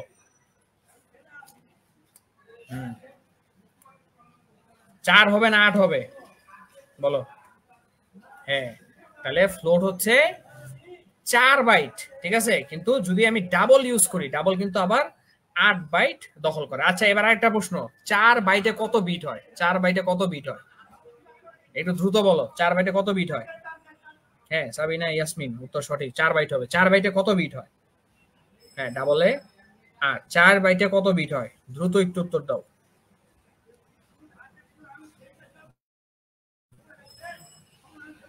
হ্যাঁ, রাইট, পলি চক্রবর্তী, ভেরি গুড, 32, ঠিক আছে, 4 বাইটে 32 বিট হয়, ঠিক আছে, কারণ প্রতি বাইটে হয় 8 বিট করে, তাহলে 4 বাইটে হয় 32 বিট। ওকে, এবার এই যে একটু আগে যে প্রশ্নটা, যে একটা স্ট্রিং এর দৈর্ঘ্য বের করতে, মানে আমি যে স্ট্রিংটা অ্যাড করলাম সেখানে কয়টা লেটার আছে, ঠিক আছে, তাহলে এটা ইউজ করতে ইউজ হয় স্ট্রিং লেংথ, ঠিক আছে, এই যে এই জিনিসটা, হ্যাঁ, strlen, এটা যদি আমি ইউজ করি তাহলে আমাকে একবারে পুরো স্ট্রিংটা দৈর্ঘ্য দেখায় দিবে। তো আমাদের সময় প্রায় শেষের দিকে, এই কারণে আমি খুব দ্রুত এখন জাস্ট কয়েকটা কোশ্চেন সলভ করব, ইম্পর্টেন্ট কয়েকটা কোশ্চেন, ঠিক আছে। ওকে, এই যে এই আমি জাস্ট এই লাস্ট দুইটা কোশ্চেনই করবো, এই দুটো খুবই ইম্পর্টেন্ট, একটু জাস্ট আমার সাথে তাড়াতাড়ি একটু তোমরা জয়েন করো। So include stdio.h int main in sum equal to 0 int I equal to 1 while I is less than equal to 1। তো এখানে একটা লুপ ইউজ করা হয়েছে, এবং দেখতে পারতেছো যে এটা একটা while লুপ ইউজ করা হয়েছে। আমরা কিন্তু একইভাবে ফর লুপ ইউজ করতে পারি বা ডু while লুপও ইউজ করতে পারি। সো এটা while লুপে এই কোডটা লেখা হয়েছে, ঠিক আছে ব্যাপারটা। আচ্ছা, স্ট্রিং ক্লিয়ার হয় না, আমি ডিসকাস করবো স্ট্রিং নিয়ে পরবর্তীতে কালকে আবার, ঠিক আছে। তো এইটা তোমরা আপাতত একটু দেখো। সো এখানে while লুপ ইউজ করা হয়েছে, while লুপে ইনিশিয়ালাইজ করা হয়েছে আয়ের ভ্যালুকে 1, এবং লুপটা চলবে যতক্ষণ আয়ের ভ্যালু হচ্ছে less than or equal to হচ্ছে 8। হ্যাঁ, পড়াবো, ইস্টেমালও পড়াবো। ওকে, এবার খেয়াল করে দেখো যে সামের ভ্যালু বলতেছে সাম প্লাস হচ্ছে আই, তাহলে সামের ইনিশিয়াল ভ্যালু আছে 0, সেটার সাথে অ্যাড হয়েছে হচ্ছে 1। এইবার এই লুপটা আবার রান করবে, কিন্তু আয়ের ভ্যালু হয়ে যাবে এক ইনক্রিজড হয়ে যাবে, তার মানে পরবর্তীতে আবার 1 এর সাথে অ্যাড হবে 2, এবার 1 আর 2 মিলে হয়ে যাচ্ছে 3, এটার সাথে আবার অ্যাড হবে 3, এবার 3 আর 3 মিলে হয়ে যাচ্ছে 6, এটার সাথে অ্যাড হবে আবার 4, 6 আর 4 মিলে হচ্ছে 10, এটার সাথে অ্যাড হবে 5। এইভাবে চলতে থাকবে কত পর্যন্ত? যতক্ষণ পর্যন্ত না 8 আসে। বুঝতে পারছো ব্যাপারটা? একদম 8 পর্যন্ত এটা চলতে থাকবে। তার মানে পরবর্তীতে আবার কত হবে? 15 এর সাথে 6 অ্যাড হবে, তার মানে 21, 21 এর সাথে আবার 7 অ্যাড হবে, মানে 28, 28 এর সাথে 8 অ্যাড হবে, তার মানে হবে 36। তাহলে উত্তরটা হবে 36। ভেরি গুড, ঠিক আছে, অনেক উত্তর দিতে পারছো, রাইট, 36। এবার লাস্ট একটা কোশ্চেন, এটা জাস্ট তোমরা একটা আনসার দাও, আর আমি এটার পরে ক্লাসটা শেষ করে দেবো। লাস্ট কোশ্চেনটা হচ্ছে যে আয়ের মান কোন পরিবর্তনে আউটপুট 20 হবে? তো আমার একটু আগে আউটপুট আসছিল 36, এখন আমি এই জায়গায় কন্ডিশনগুলো চেঞ্জ করতে চাই, ঠিক আছে, এই কন্ডিশনগুলোকে চেঞ্জ করব। এই কন্ডিশনগুলোকে কিরকম চেঞ্জ আনলে যে আমার আউটপুট 36 এর জায়গায় 20 হবে? তাড়াতাড়ি একটু যদি আমরা একটু খেয়াল করে দেখি, যে আমরা প্রথমে ট্রাই করে দেখি আয়ের ভ্যালু যদি 0 আর 1 দেই, তাহলে তো এটা একটু আগের কন্ডিশনে, তাহলে এটা হবে না। কিন্তু আয়ের ভ্যালু যদি 1 দেই আর প্রতিবার 2 করে ইনক্রিজ করে, তাহলে খেয়াল করো আয়ের শুরুতে ভ্যালু হচ্ছে 1, ঠিক আছে, আয়ের ভ্যালু হচ্ছে 1, তাহলে সাম প্রথমে আসতেছে 0 প্লাস 1 মানে 1, কিন্তু এবার আয়ের ইনক্রিজ হচ্ছে 2 করে, আগে 1 করে ইনক্রিজ হয়েছিল, তাহলে এবার আয়ের ভ্যালু হয়ে যাবে 3। তাহলে আমি যোগফল পেলাম 4, কিন্তু এখন 3 এর জায়গায় অ্যাড হবে 5, তাহলে এবার আমি যোগফল পাচ্ছি 9, 9 এর সাথে অ্যাড হবে 7, তাহলে আমি কত পাইতেছি? এবার পাচ্ছি হচ্ছে আমি 16, তাই না? কিন্তু এর পরের বার 16 এর সাথে যদি আমি 9 অ্যাড করতে যাই, কোডটা রান করবে না। কেন রান করবে না? কারণ আমার কোডটা হচ্ছে i is less than or equal to 8 পর্যন্ত, যেহেতু এখানে i এর ভ্যালু 9 হয়ে গেছে, কোডটা রান করবে না। এবার আমি যদি লাস্ট অপশনটা দিই একটু তাকাই, যে i এর ভ্যালু শুরু করছি 2 তে আর প্রতিবার 2 করে অ্যাড করতেছি, তার মানে আমি শুরু করলাম 2 তে, 2 এর সাথে প্রথমে মানে আমার প্রথমে 0 প্লাস 2, তাহলে এবার আমি যোগফল পাচ্ছি 2, কিন্তু এবার i এর ভ্যালু হয়ে যাবে 4, আমার যোগফল হয়ে যাচ্ছে 6, 6 এর সাথে আমি যোগ করতেছি হচ্ছে এবার কত 6, তাহলে আমি পাচ্ছি হচ্ছে কত 12, 12 এর সাথে যোগ করছে 8। এখনো কিন্তু কোডটা রান করবে। কেন রান করবে? রান করবে এই কারণে, কারণ আমি বলছি i এর value less than equal to 8, যেহেতু i এর ভ্যালু 8 পর্যন্ত আছে, তার মানে রান করবে, তার মানে আমি আউটপুট পাবো 20। কিন্তু পরের বারই i এর ভ্যালু হয়ে যাবে 10, কোডটা আর রান করবে না। তার মানে এই পর্যন্তই কোডের রান করা শেষ, কিন্তু অলরেডি আমার আনসার চলে আসছে 20, তাহলে আনসারটা হবে 20। সবাইকে অনেক অনেক ধন্যবাদ, তোমরা এতক্ষণ সময় নিয়ে এতটা ধৈর্য ধরে তোমরা হচ্ছে পুরো ক্লাসটা করছো। সো তোমাদের সাথে কালকে আবার দেখা হবে ইনশাআল্লাহ। ঠিক আছে, ততক্ষণ সবাই ভালো থাকো। আর আজকের ক্লাস নিয়ে কোনো প্রশ্ন থাকলে তোমরা কিন্তু গ্রুপে জানাতে পারো, আর আমরা পিডিএফটা দিয়ে দিব। ঠিক আছে, ওকে, সবাইকে ধন্যবাদ, ভালো থাকো, আসসালামু আলাইকুম।